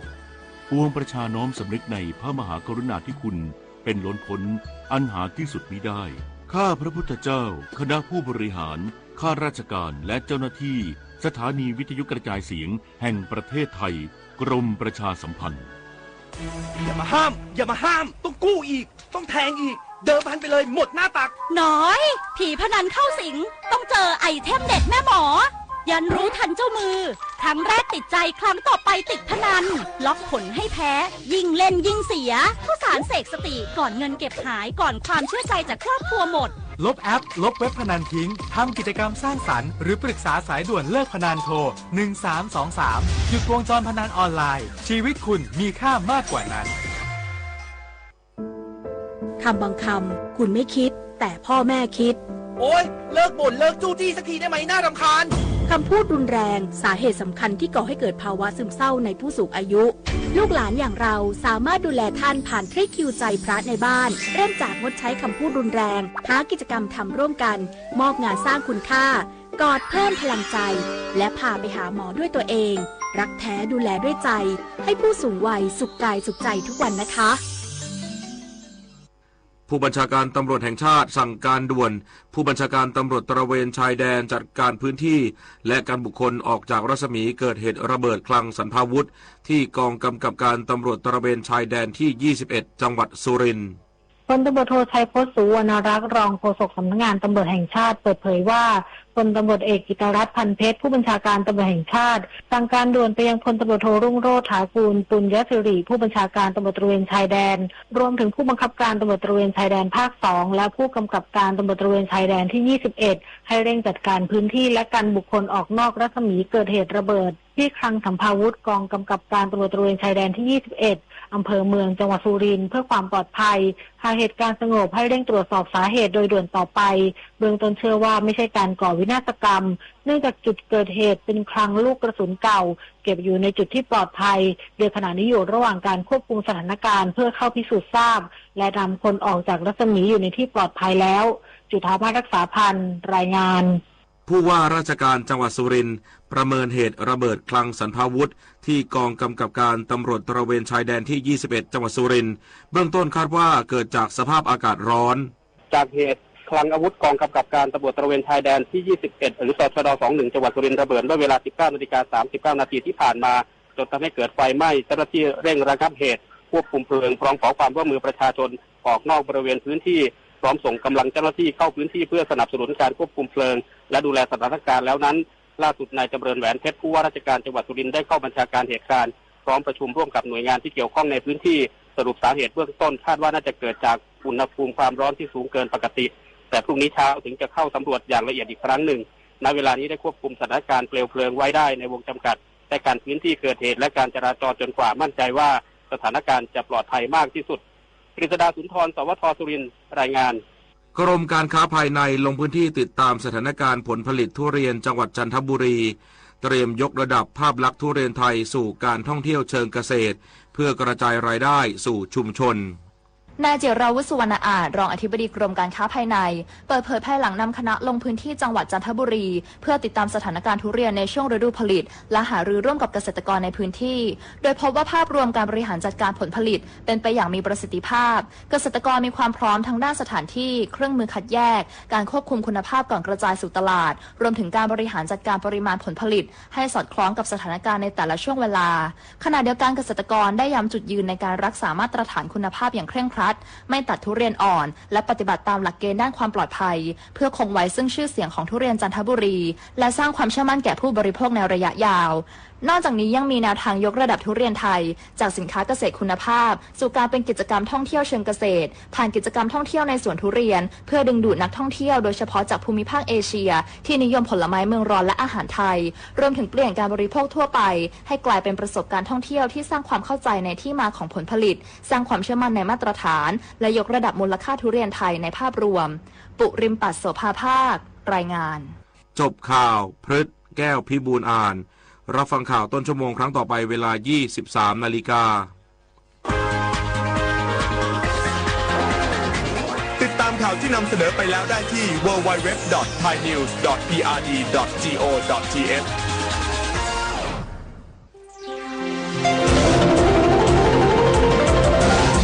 วิทยุแห่งประเทศไทยให้ความรู้คู่ความสุขต่อไปนี้ขอเชิญท่านฟังรายการเพื่อนฝันดำเนินรายการโดยจารุลิน มุสิกพงศ์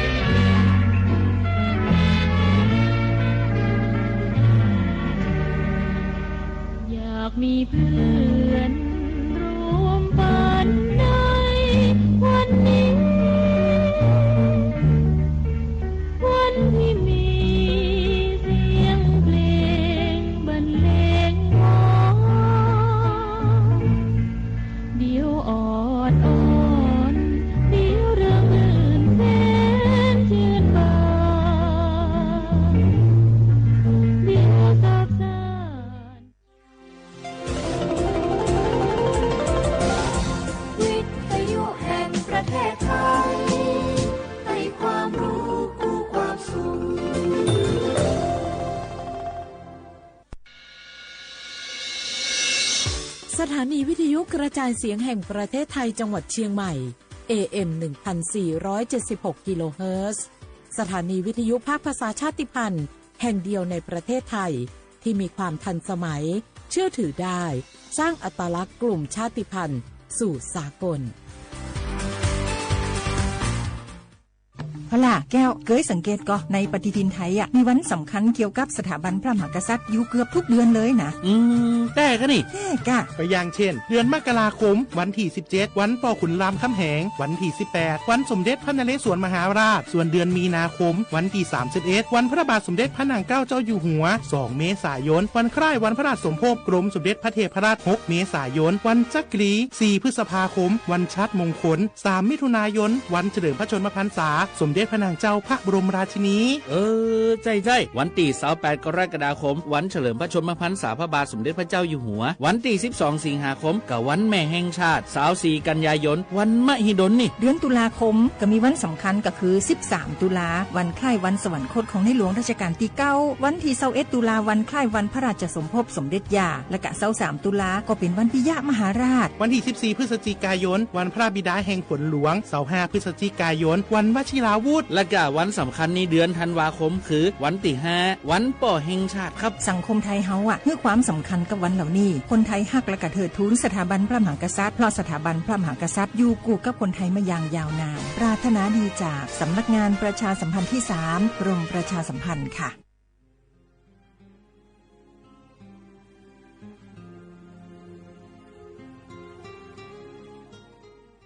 This is a moment of profound grief for the Kingdom of Thailand. We, the collective voices of Radio Thailand Chiang Mai, join the Thai nation in mourning the passing of our beloved Queen Martha, Her Majesty Queen Sirikit. Her life was a testament to the unwavering service, grace, and deep love for the Thai people. Our humble condolences and thoughts are with His Majesty the King, the royal family, and all the Thai people during this deeply sorrowful time. We will remember her forever.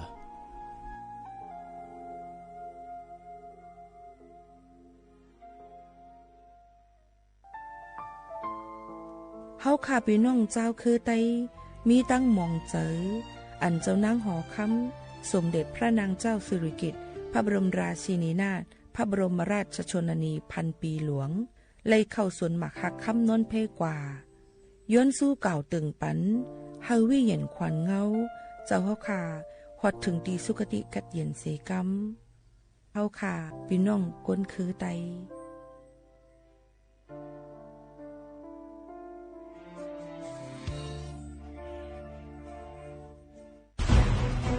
ทุกคนเร็วๆทุกคนเก็บของเร็วๆแผ่นดินไหวแล้วแผ่นดินไหวเดี๋ยวพี่เดี๋ยวก่อนจะรีบไปไหนเก็บของไปไหนพี่เนี่ยพี่ดูในข่าวเขาทำคลิปมานะว่าจังหวัดเราเนี่ยแผ่นดินจะไหวพี่ยังไม่มีแฟนเลยเนี่ยกลัวตายมากเลยเนี่ยไม่อยากตายเอ้าพี่ไปฟังข่าวปลอมมาอีกแล้วเหรอทำไมพี่ไม่ไปดูข้อมูลแผ่นดินไหวที่แอป Earthquake หรือว่า Thai Disaster Alert เขาบอกข้อมูลหมดเลยว่าสถานการณ์แบบไหนระดับไหนต้องทำตัวยังไงบ้างอีกอย่างถ้ามือถือพี่ไม่มีเน็ตเนี่ยเขาจะมีเซลล์บอร์ดแคสส่งข้อความแจ้งเตือนมาที่โทรศัพท์พี่โดยตรงเลยพร้อมข้อปฏิบัติด้วยเหลือแค่พี่ปฏิบัติตามนั่นแหละต้องใจเย็นๆลงละขอบคุณมากนะน้องโอเครู้ทันสาธารณภัยห่างไกลความเสียหายด้วยความปรารถนาดีจากสำนักงานประชาสัมพันธ์ที่3กรมประชาสัมพันธ์จากศาลากลางจังหวัดน่านหลังเก่าพัฒนาสู่การเป็นศูนย์การเรียนรู้นันทศิษย์ป่าคารโดยมูลนิธิรักป่าน่านนับเป็นพระมหากรุณาธิคุณที่สมเด็จพระกนิษฐาธิราชเจ้ากรมสมเด็จพระเทพรัตนราชสุดาสยามบรมราชกุมารีได้พระราชทานนามนันทศิษย์ป่าคารอันหมายถึงอาคารแห่งความรู้ทุกแขนงของจังหวัดน่าน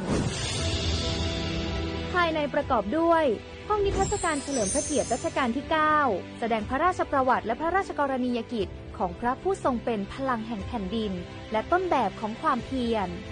รถพระที่นั่งอนุสรณ์แห่งการเสด็จเยี่ยมราษฎรในถิ่นทุรกันดารทั่วทุกภูมิภาคของไทยพิพิธภัณฑ์ศาลากลางจังหวัดน่าน ความทรงจำของอาคารหลังเก่าและการอนุรักษ์สิ่งสำคัญของเมืองน่านเทคโนโลยีกับมนุษย์จุดประกายความคิดสร้างสรรค์สู่การสร้างนวัตกรรมในอนาคตน่านซิมูเลชันแนวทางจัดการขยะที่ยั่งยืนเพื่อตระหนักถึงผลกระทบต่อสังคมเศรษฐกิจและสิ่งแวดล้อมห้องสมบัติน่านย้อนรอยสู่อดีตและความรุ่งเรืองของนครน่านผ่านเงินตราเครื่องเงินและผ้าทองเปิดให้เข้าชมฟรีไม่มีค่าใช้จ่ายตั้งแต่เวลา 9 นาฬิกาถึง 17 นาฬิกาหยุดทุกวันจันทร์และวันนักขัตฤกษ์มาร่วมอนุรักษ์สืบสานสร้างสรรค์ศิลปะวัฒนธรรมและวิทยาศาสตร์ของเมืองน่านคุณค่าที่น่าภาคภูมิใจ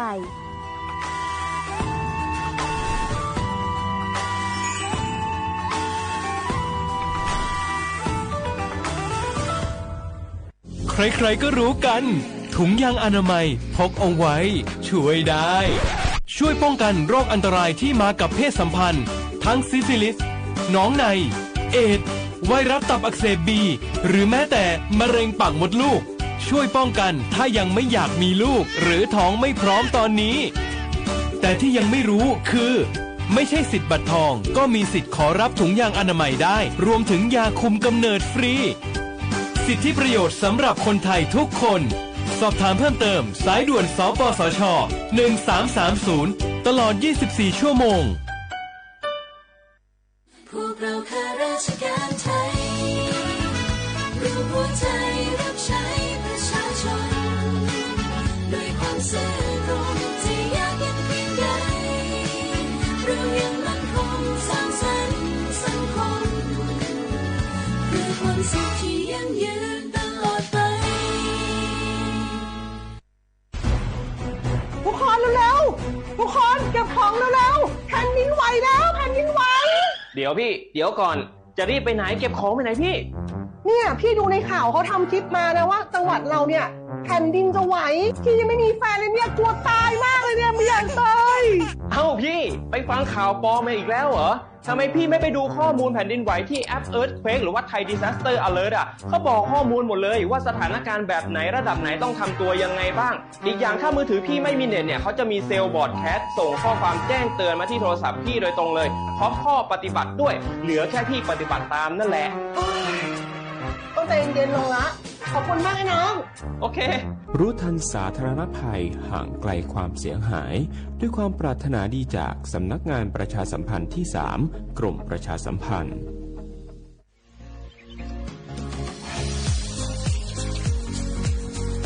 จำหนังเปิงมติครม.มือวันที่29เดือนธันวาคม12สิงหาคมไป67เฮาฮิปเน็ตแกลิดปัญหาสถานะและสัญชาติคนอันอยู่ตั้งเมืองจึงไทยจอมาตรา17นั่นตอนตาพี่น้องเฮาเขาอันเข้ามาอยู่ตั้งเมืองไทยหึงนั้นและมีไว้เข้าจอมปึงเฮากว่ายืนย้อนสถานะต่างดาวเขาเมืองถูกแม่นจอมปึงไล่ตอนตาลูกอ่อนอันเกิดตั้งเมืองจึงไทยมีอำนั้นก็แม่มีไว้ทะเบียนประวัติบุคคลไม่มีสถานะทางทะเบียนอำนั้นไว้10ปีถูกแม่นยาวในจึงเฮากว่ายืนย้อนสัญชาติไทยจอมหนังมาตรา7ทวิไล่พออยู่ตั้งกรุงเทพมหานครกว่ายืนไล่ติสำนักบริหารการทะเบียนกรมการปกครองพออยู่ตั้งต่างเจตวันในจึงกว่ายืนไล่จอมหนังวัดไว้อันเปิ้นออกปันเฮาคานั่นเข้าย้ำเหตุการณ์จอมหนังหลวงปองจึงต่อพอถึงวันที่29เดือน6 2สิงหาคมไป69ค่ะ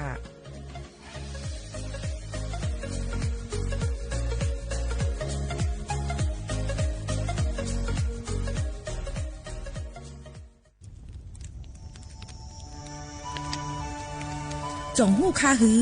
ก้อนโมก้อนไฟอันเผาอยู่ตีกลางป่างนั่นอ่ำเลยหายกว่าตั้งเลยมันเตเป็นฝุ่น PM 2.5 สีขึ้นมาเฮ็ดให้ป้ายอยู่หลีเฮาคาขึ้นในค่าอ้อ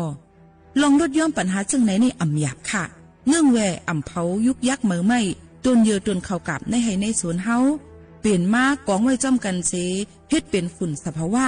อ่ำนั้นแจกแผ่ยุกยักเฮมันปอดถูกเมียนอีกป้าดังโฮมมือกันฟังด้วยไฟไหม้ป่าเถื่อน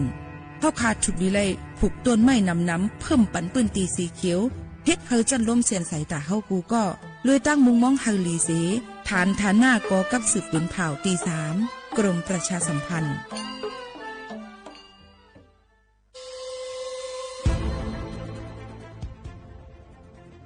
ย้อนผิดหมอกพี่น้องเขามาโฮมเป็นจุ้มเหลียวกันดั้งเจดอนเก้งใหม่โฮมกันแกลิดปัญหาไฟไหม้ป่าเถิน หมอกควันก้องควันมูและฝุ่นเล็กๆ PM 2.5 ค่ะสั่งว่าโทษพันไฟใหม่กับสืบกว่าตึงลาดไลดีอองตีแกลิดปัญหาไฟใหม่ป่าเถินและหมอกควันเจดอนเก้งใหม่หมายโฟน0531128808ในค่ะเจดอนเก้งใหม่ค่ะออกปักเบิงหมายมีเฮกังแกลิดปัญหาหมอกควันก้องควันมูและฝุ่นเล็กๆ PM 2.5เนื้อปืนตีเลยอันอ่ำเลยคว้างเฮาเผาผ่านมาดีแอปพลิเคชันไฟดีห้ามเผากำเร็วในนั้นค่ะอย่าไปเผาล้าอ่ำว่าได้เปลี่ยนตีกลางปางอองตีห้ามเผาเกยยุกยักไม่ดอกกูอันในค่ะแต่เอาวันที่1เดือน1อิงเกรด2เหงปลาย26ต่อถึงวันที่31เดือน5 2เหงปลาย26ในผู้เหลือเผาเฮ็ดผิดปักเปิงเตญ่าตัวตามตั้งผิดจำหนังปักเปิงหมายมีกำเหลวในนั้นค่ะเลยตั้งมุมมองไฮลีเซห้องการฐานฐานาก่อกับสืบเจดอนเก้งใหม่มาโฮมเป็นจุ่มเหลวกันดั้งเจดอนเก้งใหม่โฮมกันรักษาสภาวะฟิงตื้นเป็นเฮ็ดให้จันล้มถวยเจออันลีต้องฟ้าเสียนเสออ่ำมีหมอกควันกองควันโม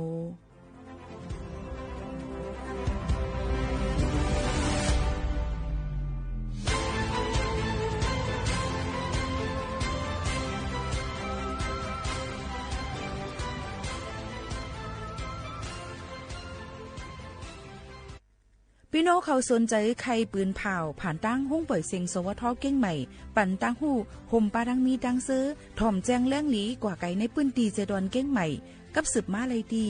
สวทเก้งใหม่หมายฝน053-276-068และ0922468579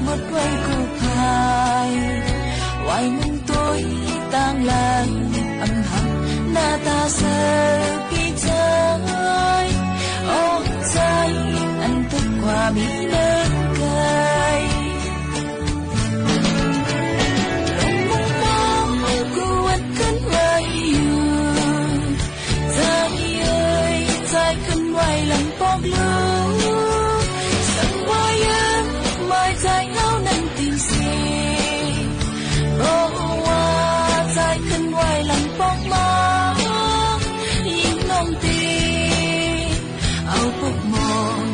ไปขันใจ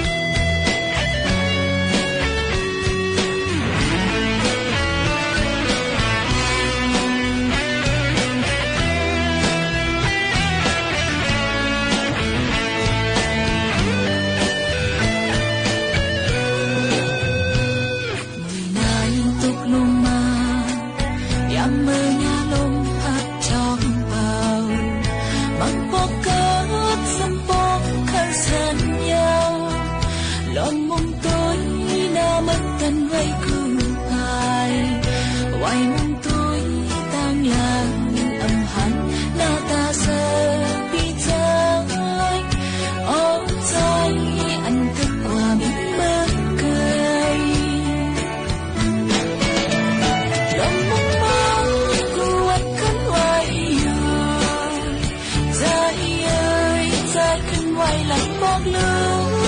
มสังว่ายันหมายใจเขานั้นเปลี่ยนสีบอกว่าใจขึ้นไหวหลังบอกมายิ่งน้องตีเอาพวกมองไปหาใจลมมองมองกูวัดขึ้นไหวอยู่ใจเอ้ยใจขึ้นไหวหลังบอกลืมสังว่ายังหมายใจเขานั้นเปลี่ยนสีบอกว่าใจขึ้นไหวหลังบอกมายิ่งน้องตีเอาสวยงาม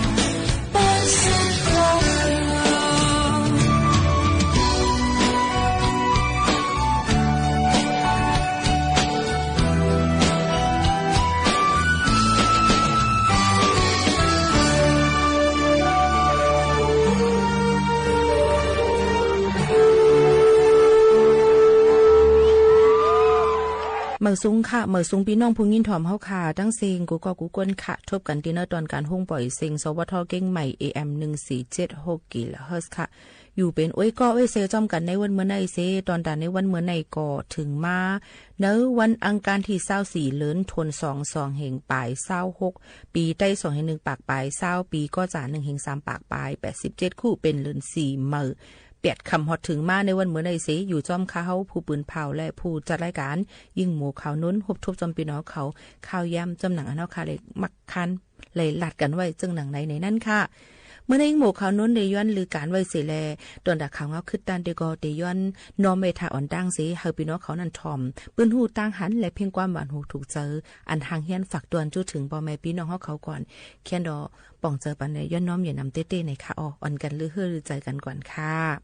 ส่วนการในวงวังในพี่น้องเขาก็รู้เลยรู้ลำด้วยถึงป้ายอยู่ลีกันย้อนเพราะว่ามันเป็นข้าวไม้ในข้าวกำไม้กำกัดเนี่ยนั่นค่ะเจจังเฮ็ดเธอตุ้มเตอถึงป้ายอยู่ลีเฮาค่ะกดนั้นพี่น้องเขาก็ให้อยู่ลีกินวันกันกูก็กูก้นค่ะสืบลือเฮือหรือใจทอมด้วยอันทางเฮียนฝากตอนจู้ถึงพี่น้องเขาก่อนค่ะ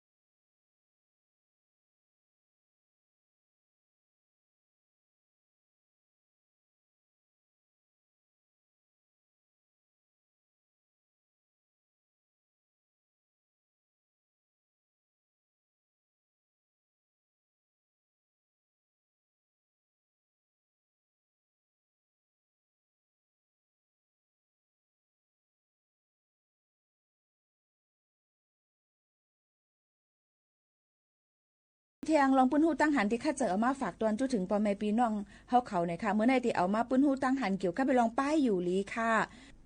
เพลงความอันย้อนกันเข้ามากำก่อนค่ะนะกำก่อนค่ะเจอเย็นๆค่ะย้อนมานำเมื่อใน10 โมงไป21 นาทีเดียวค่ะนะยังเปล่ายินถ่อมข่าวเงาค่ะเนาะถ่อมได้ข่าวเงากันนิดอีก่อนในนั่นค่ะย้อนกันเข้ามานำเนาะ ลองตั้งหาคออันก้นหลุดเล่นยาเขาจุกลีได้ฮู้ไว้ในนั่นค่ะไผสงหลุดเผาเป็ดตับเป็ดปอดตัวเจ้าเก่าพองบางปอกบางเลยว่าตั้งเป็นเรื่องกาในมันเจอว่ามันเดี๋ยวมาหาห้องกุ้ยอยู่ที่ว่าเฮาทำกะหามันค่ะมันก็ว่าซบจางแน่นพอกินข้าวเย่าอ่ำหลุดเล่นยาในอ่ำไปอิ่มมันก็ว่าเฮ้อน่ะอ่ำหลุดเล่นยาในอ่ำไปอิ่มมันก็พออยู่จอมเถินจอมลอยก็ว่าป้ออ่ำหลุดเล่นยาในหินว่าเมี่ยงว่ายุ่งว่าเจ้าในแกมาไต่มาตอมเนี่ยอันนี้มันเป็นคออ้างค่ะจงเข้าใจว่าคออ้างเป็นคออ้างก้นอันใครหลุดใครเฮ็ดฟิงยามเขาอันใครเปลี่ยนนั่นนี่ก็เขาหาตื้อตั้งอันถูกดีได้ลาดนั่นเห็นมาลาดนั่นก้อยกาว่าอันเฮาขาถูกดีได้ฮู้ไว้นั่นว่าเพยาอันว่านั่นอ่ำลีตั้งลงตั้งหลายค่ะย้อนนั้นเฮอเงื่องเวย่อก็อย่าไปกว่าหลุดในนั่นค่ะเนาะกำนำที่เป็นในลูกอ่อนก็เล็กๆก่อหลุดอ่ำเลิกอายุอาสาก่อหลุดย้อนเบอว่ามาอันมันติห้องว่ามันเป็นบานขึ้นกับมันปอกมาว่าโอ้ยก็หลุดเฮาก็หลุดจ้อมในนั้นค่ะมันก็ซ้ำมือใหม่ๆแต่หลุดเล่นยาใส่กระใส่มาในเล่นยานั้นซ้ำมีใส่ยิงปลาแทงลูกก่อนในนั้นค่ะเนาะก็มาใส่อันเผือกก็ใส่อันยาผินยาหมายาอี้ยาไอ้วันไหนใกล้ๆเป็นย้อนนั่นแหละลองตั้งเจ้าไหนมันเตะๆอันง่ายๆมันเสมันถูกปักเปิงอันเปิ้นตั้มคายอยู่เสตาไว้กาลื่นมาเนี่ยจางเฮ็ดมันพิษปักเปิงกว่าเลยลองตั้งตัวต่ำยาเมากำกันไล่วันไหนค่ะลองอันสังว่าเฮาคาเป็นก็อันหลุดเล่นยาอ่ำพามือเสปอกนั่นในจึงลูกตีเล่นยาเสเตมีพรย้อนตอนตาโตเฮาคานั่นเตว่าเจิ้งหือในนั่นถูกดีเลยฮู้ไว้อยู่ค่ะนะย้อนในแลเตหมอกลาดปันว่าป้อหลุดเล่นยานั่นเตเป็นสังมาไหนเอาหาคอไว้ก่อนค่ะนะอ่ำเอานำค่ะเอาหาคอในกุ้ยในนั่นค่ะลองหลุดเล่นยาในเหมือนหนังเลี้ยงไว้มงแมงแก่นสานั่นเยาค่ะป้อนหลุดเล่นยาไหนแต่ได้เป็นแก่นสาปอดในนั่นมีหมอก85ค่ะโหปากมาในมีหมอก85ค่ะนะเหลือนั่นอ่ำก้าจังเป็นป้าแก่นสาซบแก่นสาคอแก่นสาห้องเข่าแก่นสาหลอดตั้งกินแก่นสาปั่นกิริยาอันเจอในลูกก้อนในนั่นค่ะนะเนาะย้อนหลุดเล่นยาเสและจังเลยขามตามตั้งเป็นอันเกี่ยวกับเลยลองตั้งปอดค่ะเหมือนหนังตั้งเป็นมองคอข้าวยาวข้าวหึงเลอเสนั่นเนอปอดนั่นมงแมงตั้งเป็นเขาก็จังแพเตือนและจังเป็นป้าตั้งเป็นเจอกับแทงลูกก่อนถวยเจอหยับนะคะเป็นร่มเป็นเลี่ยงอันว่านั่นเนาะค่ะเนาะค่ะเทียงข้อนึงเนี่ยค่ะสังว่าแม่ม่านเขาหลุดเล่นยาไหนเตเป็นลองห้ามตับปันปุนตาสันเทเตมุนแรงมามันเตเหี่ยวห้องลูกเขานั่นมันเตเหี่ยวมาลูกอ่อนอ่ำแก่นแข็งมุนแรงห้าอ่ำนั้นก็จังตวกลูกอ่อนไล่ไปถึงเลือนเกิดเสก็เกิดนั่นค่ะนอนอ่ำเต็ม7 เดือน5อันว่านั่นค่ะเยี่ยวก็ซบเตจังแหวงมาเจมเมื่อแต่เกิดมาอ่ำเต็มชนน้ำหนักก็อ่ำเต็มเจ้าในลูกก่อนสังมาในเมลูกอ่อนนางยิงจับสันเถยก็หลุดเล่นยาอ่ำนั้นก็ก้นอันหลุดเล่นยานั่นเฮาคากะอยู่จำเขานั่นนี่ก็เฮาจังหับไล่เล่นยามือ2ในนั่นค่ะเนาะเฮาติไล่หลุดเล่นยามือ2ค่ะเฮาอ่ำหลุดเซตาเพราะก้นอันหลุดมีหิมห้อมค่ะเฮาสำเลยสุดอายเล่นยานั่นนี่จึงเฮาก็จังเป็นตั้งเป็นรอกาไล่เหมือนกันทำเลยหับเฮี้ยงนำเลยสิก้นอันหลุดนั่นเที่ยงเหมือนกันเป้งกันนั่นในค่ะเทียงอันนึงค่ะเทียงข้อที่3ค่ะลองหลุดเล่นยาในจังเป็นปัญหาที่ห้องเข่าเหมือนหนังว่าห้องเข่าอมน้องใส่ผายเตอนั่นก็อมน้องมาจังเป็นป้าอกเลือดอกไม่เทียงลูกก่อนค่ะข้อที่4ค่ะก้นกำปานำเขาว่าเล่นยาในมีพ่อนลีในว่าจอยแถมปันเฮอหมอวนสร้างอันลีเฮอลองคุยหันตื้อแคมมาอกอ๋อสร้างล่างลีน่ะเปิดตาเดคำป่นไล่ลองเจอตัวอยู่เจ้านั่นก็จอยแถมปันว่าจึงหนังไหนค่ะมังบอกมาอำฮู้เตวนสั่งอำมาสั่งหน้าหลุดเล่นยาก้อยเนี่ยค่ะนั่นมันเป็นคออ้างตอนตะก้นอันฟิงยามอันเขายามกินนั่นก้อยนอแทงข้อที่5เนี่ยค่ะหนังหือเตเข้มหนังลาดมาเจอนั่นธาตุนิโคตินอันป้าเนื้อเลี้ยนยานั่นหยอกเลี้ยนเจอสูยาเขาให้สูใจติดใจห้อยใจจับมันเยาเลี้ยนยาในมีพรจ้าหรือเสพรลีในอำลาดก็เตะคู่กันอยู่ค่ะนะย้อนสั่งแลเฮาซ้ำถูกลีติดเลี้ยนยาในนั่นเตะหมอกลาดปันลองตั้งมันมีอยู่4ข้อค่ะเตะเลยอายุยาวยืนกว่าข้าวหึงพอเฮาขาดติดเป็ดเลี้ยนยาเฮาขาก็เตะอายุยืนยาวกว่าข้าวหึงค่ะจ้อมหนัง ขอความคู่หมอยาผ่ายผ่าตัดกูลองเขาไว้ว่าเขาลาดไว้ว่าลองหลุดยันยาในเตเตอร์สร้างตับปอดใส่หลงเสอำกา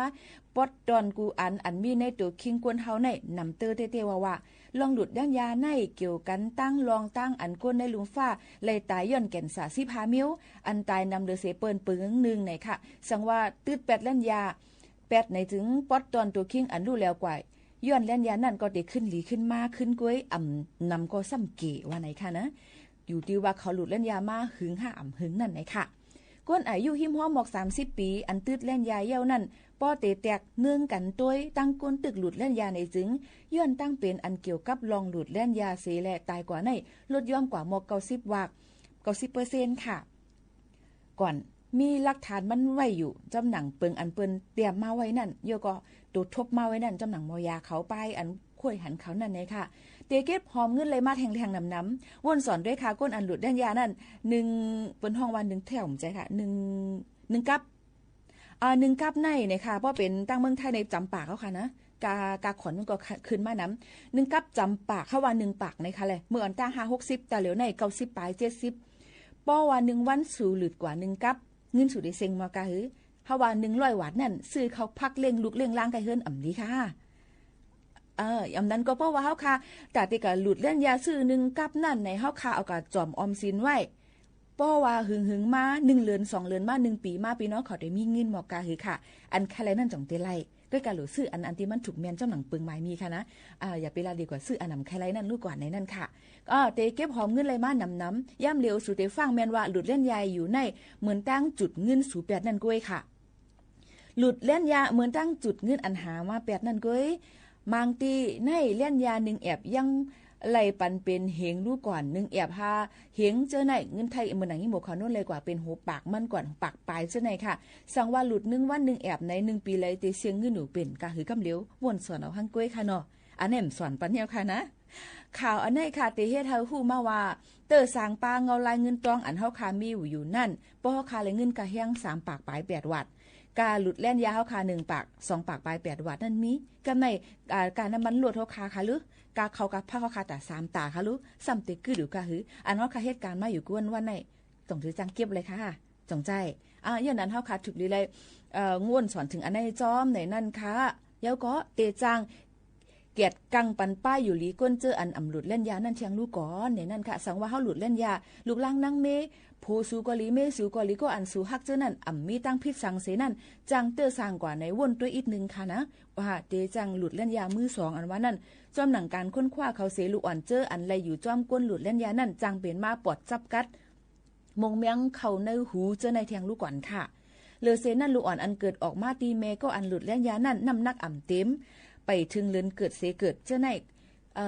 ขึ้นสูงมานำเตอร์มาเลยเสเก่าเกิดเย่าไปเตรียมขบจังกึ่งกลางตายกว่า8สังว่าสูตึดแล่นยา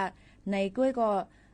ตามโตสูแลก้นอันมีหิมห้อมนั่นก็เตไลสุดร่วมเซียนเซอกว่าออกซิเจนอันลีร่วมถอยใจอันลีเอาโตโหเจอตีนมือสูเสก่อสร้างนาเฮือนมุนอันก้างยันแล่นยานั่นเสถูกที่เลยเป็นเต้ๆในค่ะเตเลยหันว่าสูเตเตอร์หนุ่มมาค่ะก้นหลุดลัญญาในเนื้อนังก็ตีเมียนเสียมก้าค่ะนะย่อก็คิวก็ตีไอซบก็ตีมีไอตูก็ตีเมียนค่ะเนาะย่อก็คิวก็ตีเลิงมาเนี่ยค่ะโคตรถัดสารเคมีอันป้าในลัญญานั่นตีเฮ็ดเธอเซลล์อันมีในถุงขนอ่อนเจ้านั่นลู่เลียวเสียมก้าค่ะตีเฮ็ดเธอเส้นเลือดอันมีตีนานั่นเก็บกว่าเนื้อนังก็ตีเลิงมาเหลืองเตค่ะนะหังลีเนาะเหลืองเกินเงินลงไว้ในเนื้อนาป้อมมีเลือดสีอิดนั่นไก่เปิ้นไก่หวานนั่นค่ะเนาะเลือดสีนั่นเตเฮ็ดเธอนำกัดอันเนื้อนางจางเคียงไหลนั่นก็มันเตเลยย่านกว่าไหลรู้แล้วกว่าก่อนก้นอายุหมอกหิมหอม30ก็จางเป็นก้นหนุ่มมาบอกซาวในจางเป็นเหมือนกันค่ะสังว่าเงื่องแวเป็ดลองการหลุดเล่นยามานั่นในนั่นค่ะเนาะหน้าตาอันเหี่ยวเฮียงนั่นก็เตจังปีนผลเสขึ้นเตหนุ่มนุดมาเทียงลูกก่อนในนั่นค่ะย้อนนั้นแลพรจ้าลองเล่นยานั่นมันมีอยู่พรดีมันจ่องมีค่ะมีค่ะนะย้อนนั้นอย่าไปเอาตั้งเป็นรอกาเข้ามาในตัวก้นเฮาค่ะย้อนเลยลองว่าเฮาค่ะกว่าหามานั่นก้อยในใครย้อนฝากไว้ปันพ่อแม่พี่น้องเฮาเขาให้แลยินถ่อมเจิ้งหนังในค่ะย้อนลาแทงกรรมค่ะนะอย่าไปพมกับสืบกันเข้ามาเมื่อหมู่ข่าวโน้นตึกลาดอยู่นั่นอ่ำจังฮับฟนค่ะนะย้อนนั้นเตย้อนตึกสายมันแปดก่อน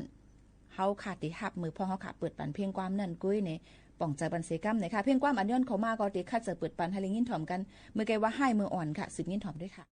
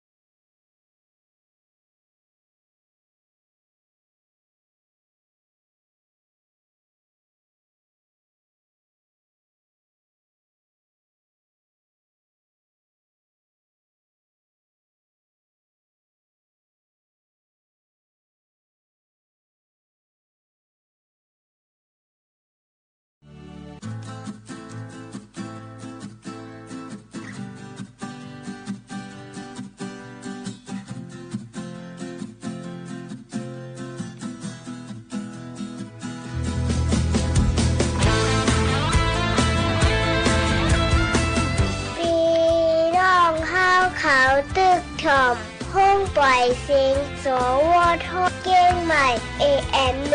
1476 กิโลเฮิรตซ์ค่ะ อย่าลืมปั่นแห้งค่ะนะ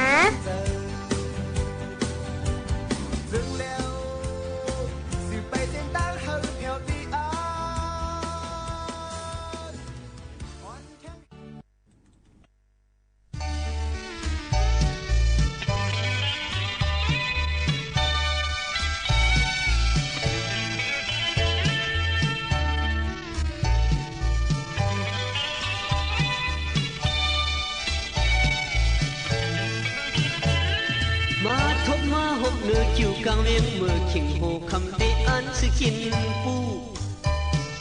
สบเด็กคบเกี่ยวใจตรวจเต้นเมาอย่าใส่หือน้องเมาปูเยาเอาเมาสาวน้องเมืองตัวเนยอย่าปูเมาหือน้องเราหน้าเอ๋ยกองมุกคำเล่ตวนหย่องอมกัดไม่หย่องสามขาที่ซ้อมหูถึงปีตั้งหักเข้าในสนหมอกกลางเวียงตีหมอกตีลัดนางน้องยินอยู่วันหนึ่ง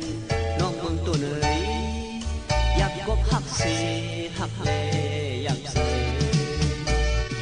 ลีกูหัวใจสูงสาวน้ำเมดนไก่เดิมคนเป็นแคบเลี้ยงลายปอกเย้าสู่อยู่หักเลนเปลี่ยนลายปอกนอนวันเสอ่อนสู่ อ่านเมื่อขึ้นสำโคไก่คำสู่เมืองปั่นปล่อยเลยใส่อึกนึกเป็นกำอ่านซื้อเศร้าสัมปันแคบจูเก็บดีอยู่เลยมีเหมือนยี่เหมือนเสือเปินน้องเมืองตัวเลยอยู่ก็นักเสือมือก็อยากเสือ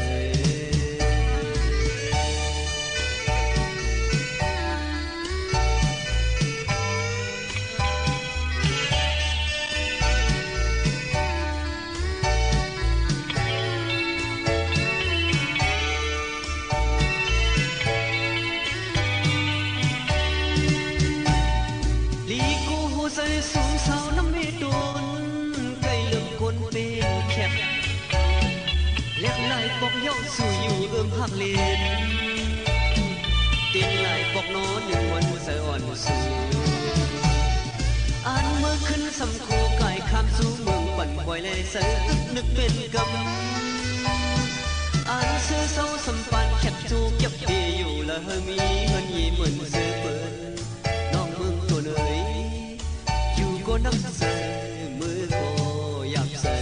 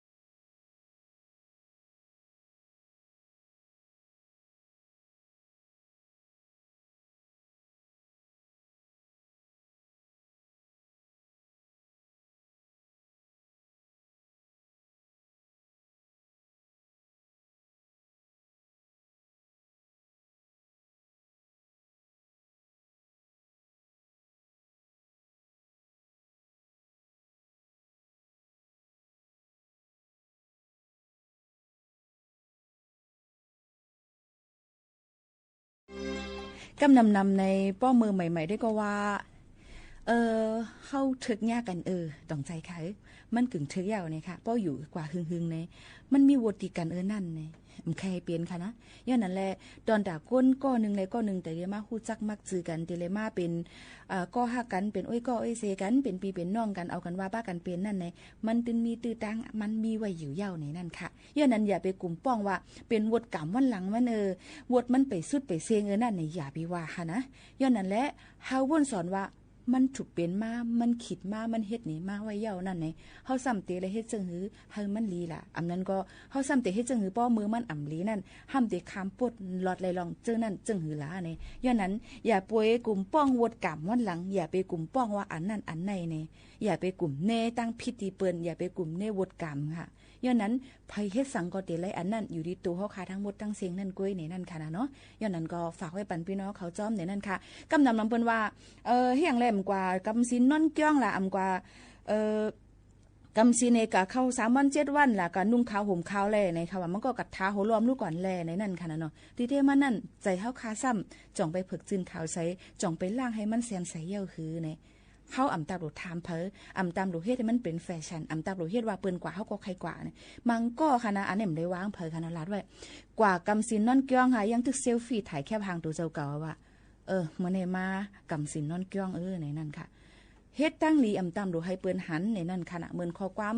เหมือนหนังความไทยเปิ้นลาดไว้ว่าปิดทองหลังพระในนั่นค่ะเต็กคำไว้เตียงหลังพระในนั่นค่ะว่าพอเฮ็ดลีต่อตื้นเตแลลีเข้าอำตาบโหลคาเลนาค่ะนะอำโหลตาบโหลคาเลลังอำตาบโหลคาเลนาย้อนนั้นอีสังกะเย้าในนั่นค่ะ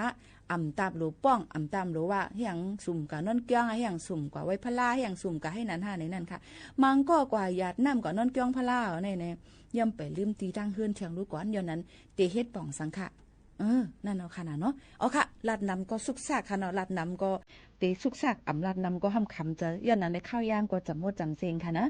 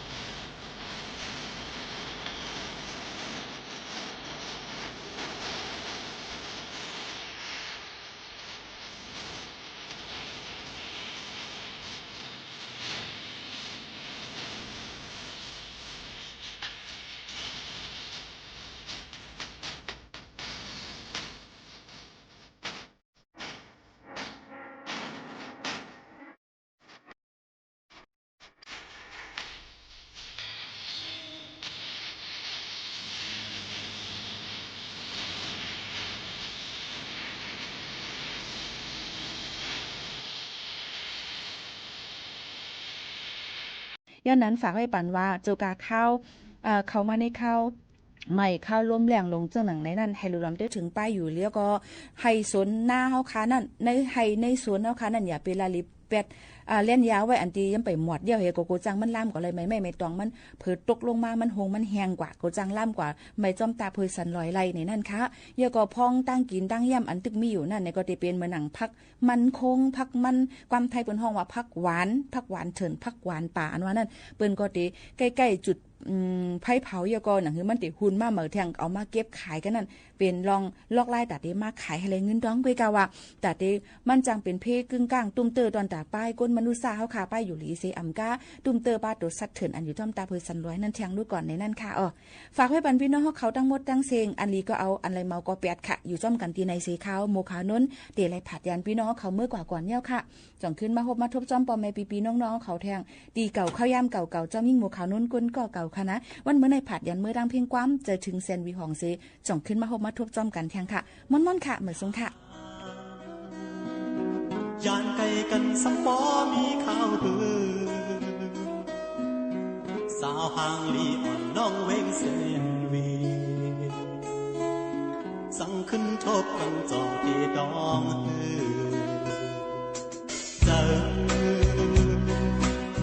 เจอถึงเจออันเขานั่งอุบกันดีน้องกันต่อเวงนั้นถึงเมื่อยามเดียวเป็นไว้เจอขาดการไปมาก็อย่าเย้าเจอที่เลินทุ่งเวงเส้นมีหอเอากันยำบอกอยู่ลงสวนเจอทุ่งหินมุกไฟหยอกกันหันถึงพอเลี้ยวหันมีไว้หน้าตาเมาสาวห้องความเสียบาดเขาทันยกยางขาวเจออาดีกิ่งเบอร์เป็นเม็ดไม้เริ่มสีโมเขาหายังจนยิ้มมือจอมกันว่าเลขอีกย้อนมาน้องปากบางอุ่นผู้ข้าวยามติดหันมีเหลือตาแผ่นดินทุ่งนาเว้งเส้นวีเฮา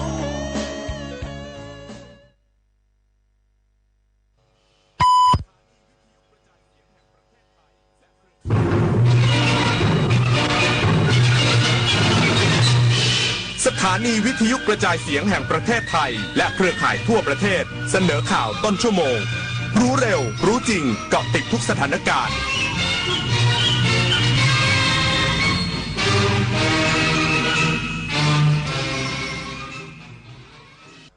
รับฟังข่าวต้นชั่วโมง 23 นาฬิกากับพฤทธิ์แก้วพิบูลครับคณะกรรมการประกันสังคมอนุมัติงบกว่า5 ล้านบาทสร้างแรงจูงใจเครือข่ายมาตรา 40 ขยายฐานผู้ประกันตนอีกสักครู่กลับมาติดตามรายละเอียดครับ 25 กุมภาพันธ์ของทุกปีคือวันวิทยุกระจายเสียงไทยวันที่รำลึกถึงการกำเนิดกิจการวิทยุไทยโดยพระองค์เจ้าบุรชัดชัยยากรกรมพระกำแพงเพชรอัครโยธินตลอด96 ปีที่ผ่านมาวิทยุเป็นสื่อสำคัญที่ถ่ายทอดข่าวสารความรู้และอยู่เคียงข้างคนไทยเสมอมา25 กุมภาพันธ์วันวิทยุกระจายเสียงไทยคุณค่าของเสียงที่อยู่คู่สังคมไทยนี่น้องทั้งเมาทั้งง่วงแบบนี้พี่ว่าอย่าขับรถเลยนะโอ้ยนิดหน่อยครับพี่ใกล้ๆแค่เนี้ยผมขับได้สบายมากครับพี่ว่าอย่าดีกว่านะผมไว้ไปก่อนนะพี่แค่เสี้ยววินาทีที่ชีวิตของคุณและใครบางคนอาจเปลี่ยนไปเพราะความประมาทเมาง่วงไม่ขับนะคะชีวิตมีค่ากว่าความร้อนใจเนี่ยเพิ่งสแกน QR Code ร้านค้าอ้างว่าจะคืนเงินให้แต่เงินดันหายจากบัญชีเฉยเลยนั่นไงมุกใหม่มิจฉาชีพหลอกโอนเงินข้ามประเทศอะไรนะแล้วจะตามเอาเงินคืนได้จากไหนเนี่ยคงยากที่จะได้คืนแล้วล่ะ คราวหน้าคราวหลังตรวจสอบบัญชีปลายทางให้ดี ถ้าไม่ใช่สกุลเงินบาทไทยเป็นมิจฉาชีพแน่นอน เข้าใจแล้ว ต่อไปจะไม่สแกนสุ่ม 4 สุ่ม 5 อีกแล้ว เมื่ออายุมากขึ้นร่างกายก็เริ่มเปลี่ยนแปลงบ้านที่เคยอยู่มานานอาจกลายเป็นจุดอันตรายโดยไม่รู้ตัวมาปรับบ้านให้ปลอดภัยสำหรับผู้สูงวัยกันเถอะค่ะพื้นต้องเป๊ะในบ้านห้ามลื่นห้องน้ำต้องมีราวจับแสงต้องสว่างทางเดินบันไดต้องมองเห็นชัดเจนจัดของให้เป็นระเบียบเคลียร์สิ่งกีดขวางบนพื้นปรับเพียงนิดเพื่อชีวิตสูงวัยที่ปลอดภัยในบ้านของคุณคณะกรรมการประกันสังคมอนุมัติงบกว่า5 ล้านบาทสร้างแรงจูงใจเครือข่ายมาตรา 40 ขยายฐานผู้ประกันตนพร้อมเห็นชอบแผน ESG ปี 69 ยกระดับธรรมาภิบาลความโปร่งใสสร้างความเชื่อมั่นผู้ประกันตน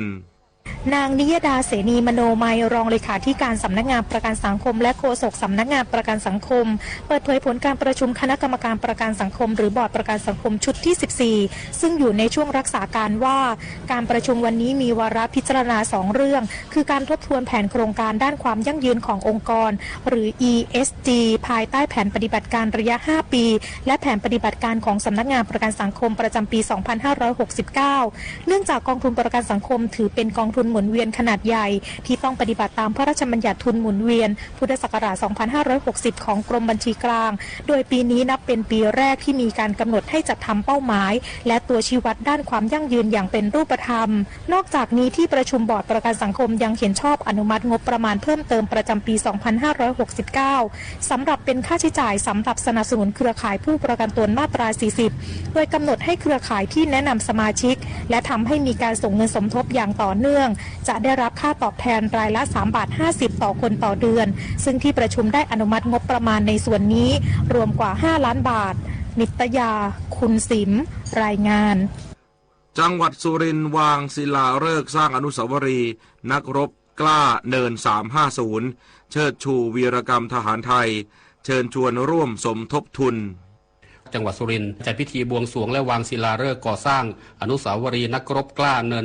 350เพื่อรำลึกถึงความกล้าหาญและการเสียสละของทหารไทยผู้ปกป้องอธิปไตยของชาติโดยมีนายจำเริญแหวนเพชรผู้ว่าราชการจังหวัดสุรินทร์เป็นประธานในพิธีพร้อมหัวหน้าส่วนราชการทหารและประชาชนเข้าร่วมอย่างพร้อมเพรียงพิธีครั้งนี้ได้รับความเมตตาจากพระเทพวชิรยานโสพลเจ้าคณะจังหวัดสุรินทร์เจ้าอาวาสวัดเขาศาลาอตุลฐานจาโรเป็นประธานฝ่ายสงฆ์และให้การอุปถัมภ์การจัดสร้างโครงการดังกล่าวมีเป้าหมายเชิดชูเกียรติทหารกล้าและพัฒนาเนิน350ให้เป็นแหล่งเรียนรู้ทางประวัติศาสตร์และแหล่งท่องเที่ยวสำคัญของจังหวัดในอนาคตพร้อมเชิญชวนผู้มีจิตศรัทธาร่วมบริจาคสมทบทุนผ่านบัญชีธนาคารกรุงไทย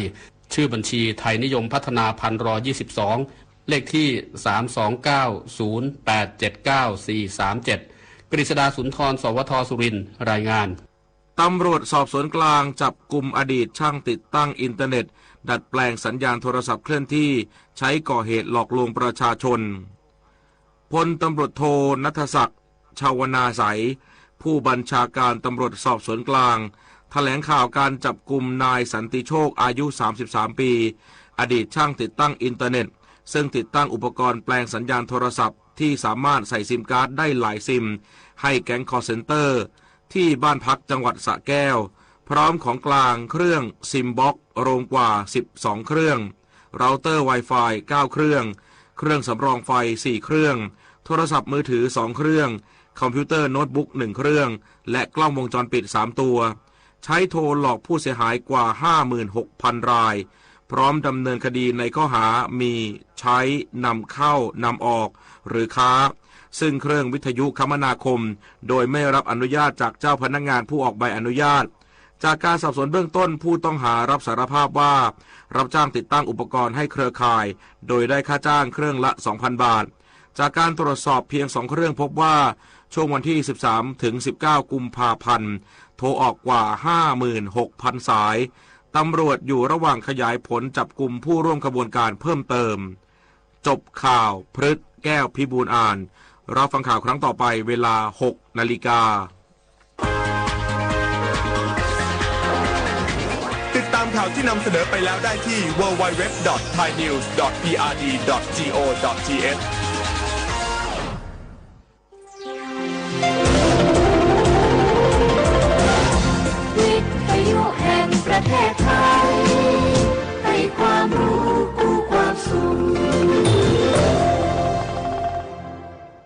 ไปนี้ขอเชิญท่านฟังรายการเพื่อนฝันดำเนินรายการโดยจารุลิน มุสิกพงศ์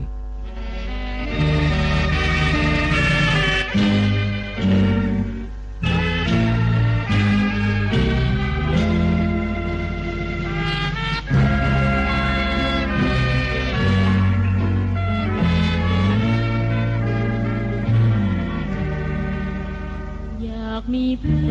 อนร่วมฝันในวันนี้ วันที่มีเสียงเพลงบรรเลงวอนเดี๋ยวออดอ่อนเดี๋ยวเรื่องอื่นแสนชื่นบานเดี๋ยวตาสานเดี๋ยวโศกตรึงหาไทย ชั่วโมงที่2ของเพื่อนฝันวันอังคารที่ 24 กุมภาพันธ์ 2569 สุภฤกษ์ธรรมฤดียังควบคุมเสียงอยู่ค่ะ ฟังเพลงไทยรัฐคำร้องเป็นบทชวนรักชาติซึ่งพระบาทสมเด็จพระมงกุฎเกล้าเจ้าอยู่หัวรัชกาลที่ 6 พระราชทานให้แก่เสือป่าทำนองโดยครูโพชูประดิษฐ์ชื่อเพลงไทยรัฐ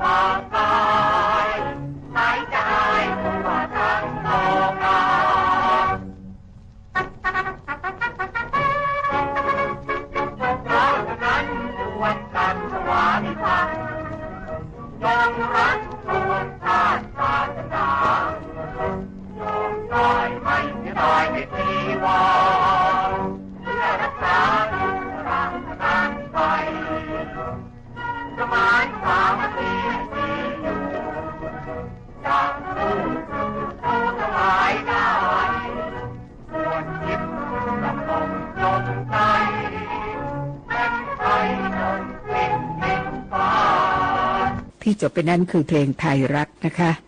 ต่อด้วยเพลงถิ่นไทยคุณอำพรชัดกุลขับร้องนำค่ะผลงานของพลตรีรวิจิตรวาทการจากละครเรื่องมหาเทวีปี 2481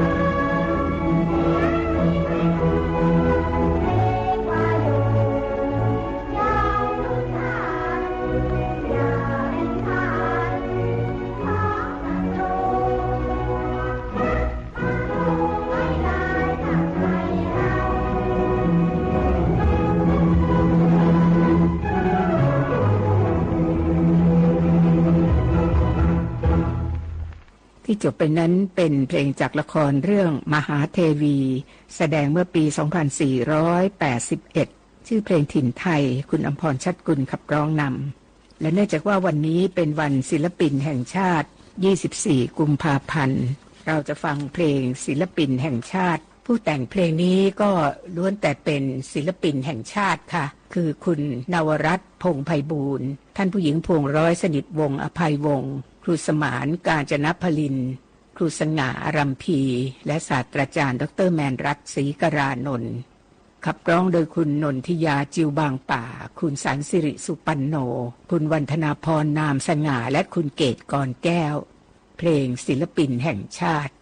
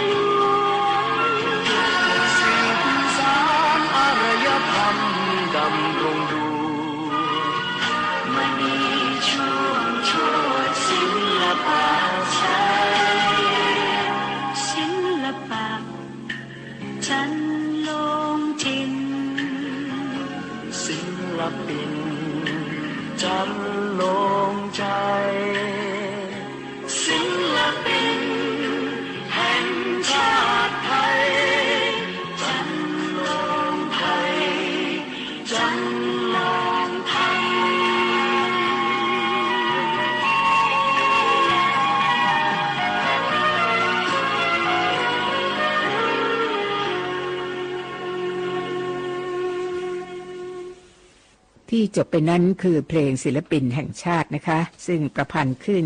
สำหรับกิจกรรมของวันศิลปินแห่งชาติโดยเฉพาะค่ะชั่วโมงที่แล้วเราฟังศิลปินแห่งชาติ3ท่าน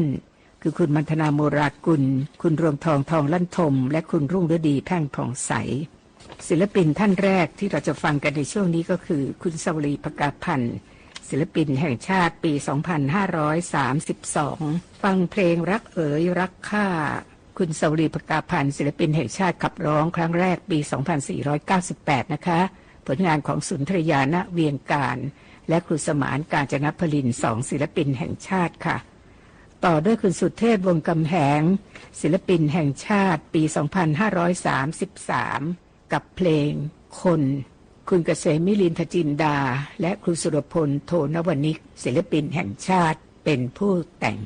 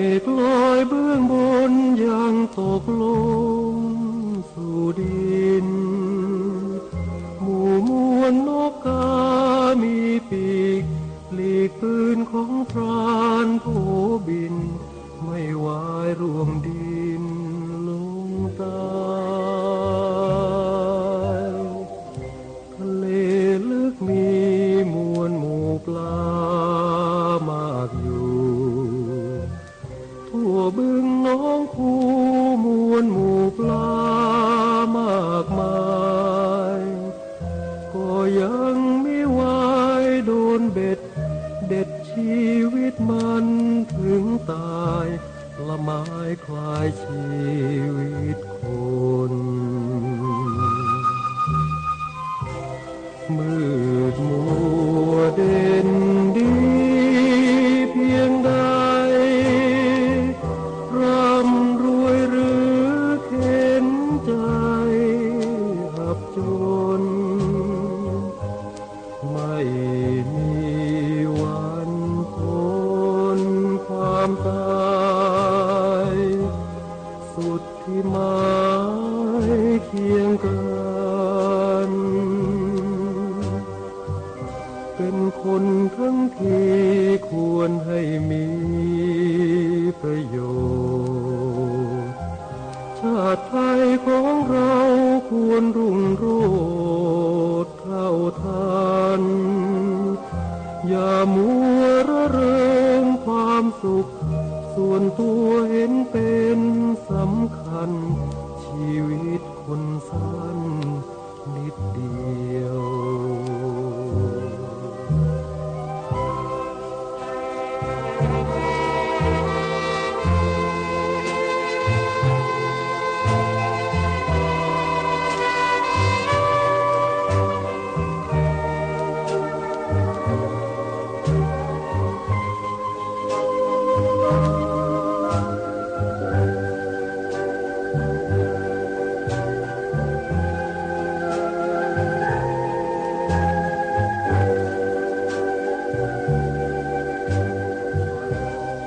คนทั้งที่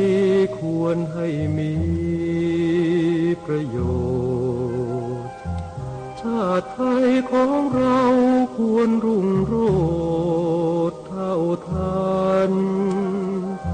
อย่ามัวระเริงความสุขส่วนตัวเห็นเป็นสำคัญชีวิตคนสั้นนิดเดียว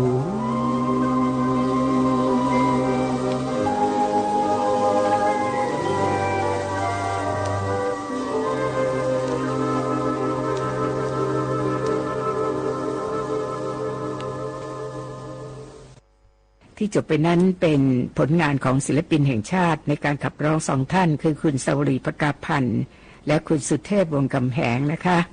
ศิลปินแห่งชาติท่านต่อไปคือคุณชรินันทนาครศิลปินแห่งชาติปี 2541 ค่ะเพลงผู้ชนะ10 ทิศผลงานของครูสไลไกลเลิศต่อด้วยคุณเพ็ญศรีพุ่มชูศรีศิลปินแห่งชาติปี 2534 ดิฉันเลือกเพลงเรือโลทองผลงานของครูไพบูลย์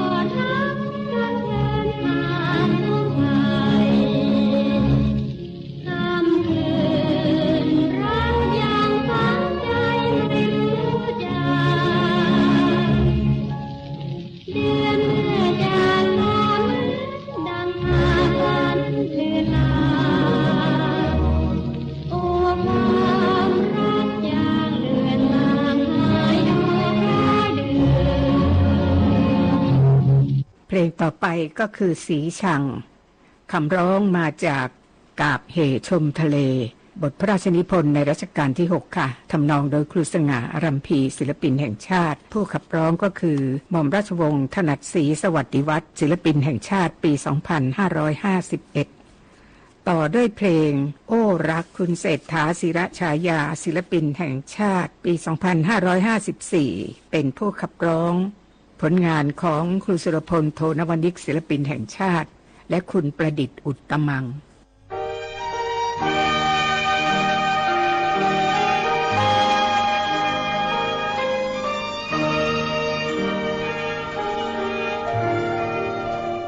สีช้างช้างชื่อแล้วอย่าช้าอย่าโกรธพี่จริงจังจิตของตัวไกลยังหนาวแนบเสน่ห์สลิดน้องนิดโออาดู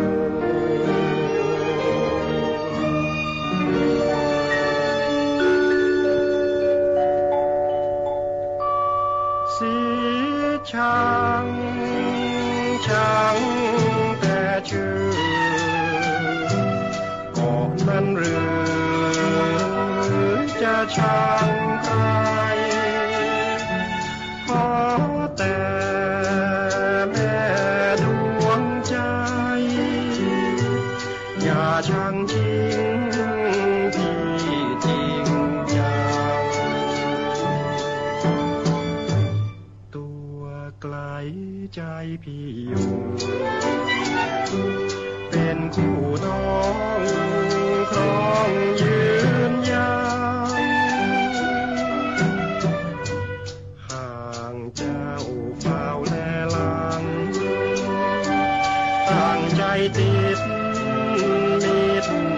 สมานสีช้างจังแต่ชื่อบอกนั้นหรือจะช่างใครขอแต่แม่ดวงใจอย่าช่างจริงที่จริงจังตัวไกลใจพี่อยู่เป็นคู่น้องครองยืนยาวเจ้าเฝ้าแลหลังตั้งใจติด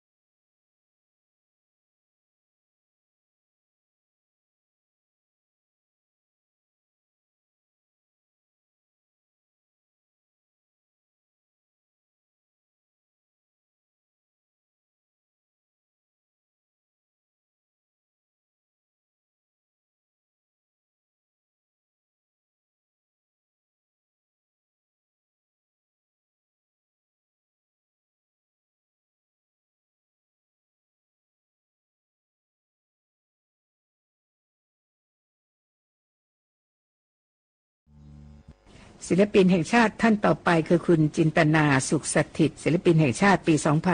2547 เราจะฟังเพลงลมจ๋าลมคุณเกษมมิลินทจินดาและคุณสมานกาญจนพลินศิลปินแห่งชาติเป็นผู้แต่ง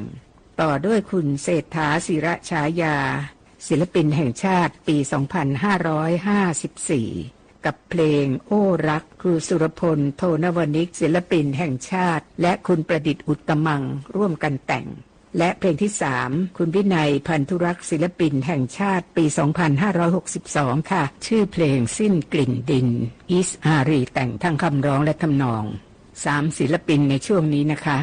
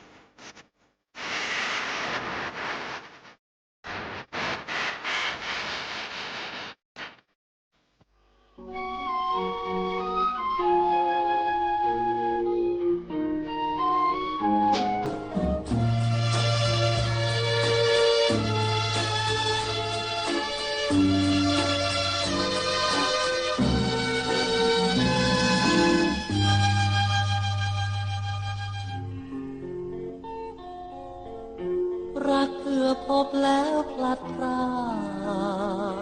กไม่เคยคิดจากรักจริงจับใจรักชั่วนิรันดร์รักกันเรื่อยไปดื่มดำหรือไทยไม่คลายใจรักกัน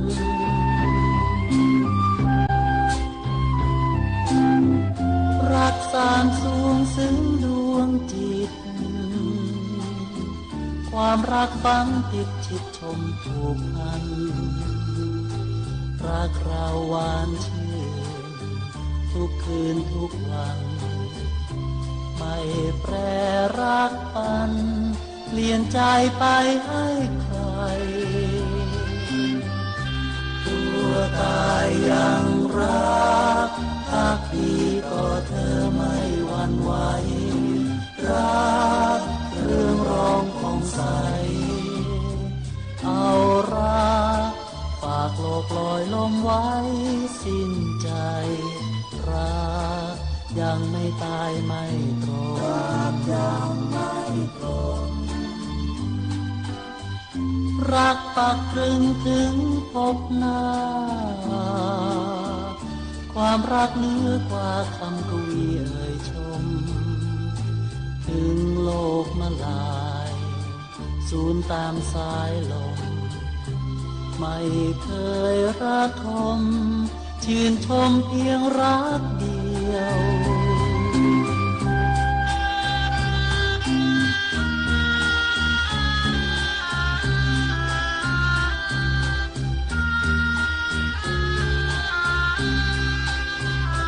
เอารักฝากโลกลอยลมไว้สิ้นใจรักยังไม่ตายไม่ตรงยังไม่ตรงรักปักตรึงถึงพบหน้าความรักเหนือกว่าคำกวีเอ่ยชมถึงโลกมาลายสูญตามสายลมไม่เคยระทมชื่นชมเพียงรักเดียว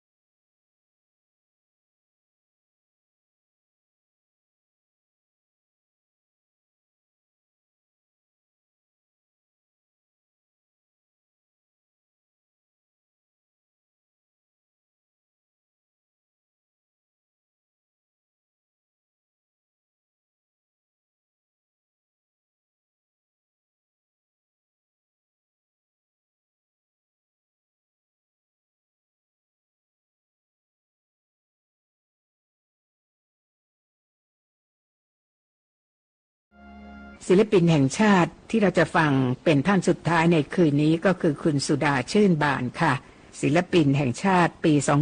2563 นะคะผลงานของคุณจิตตนาถ วัชรเสถียรเพลงชื่อเพลงสุดท้ายแล้วก็จะเป็นเพลงสุดท้ายจากรายการเพื่อนฝันในคืนนี้ค่ะสุภฤกษ์ธรรมฤดีดิฉันจารุรินทร์ มุสิกพงศ์พบกับเพื่อนฝันในวันพรุ่งนี้นะคะ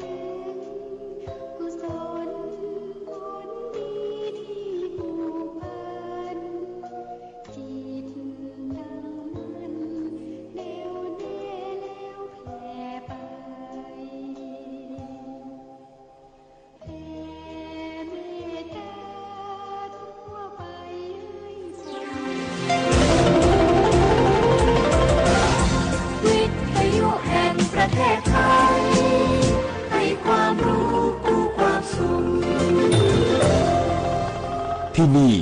สถานีวิทยุกระจายเสียงแห่งประเทศไทยกระจายเสียงจากอาคารถนนวิภาวดีรังสิตกรุงเทพมหานครบัดนี้ขอยุติการกระจายเสียงสำหรับวันนี้ไว้แต่เพียงเท่านี้โปรดติดตามรับฟังการกระจายเสียงของทางสถานีวิทยุกระจายเสียงแห่งประเทศไทยได้ใหม่เริ่มตั้งแต่เวลา 5 นาฬิกาเป็นต้นไปขอความสุขสวัสดีจงมีแด่ท่านผู้ฟังทุกท่านราตรีสุข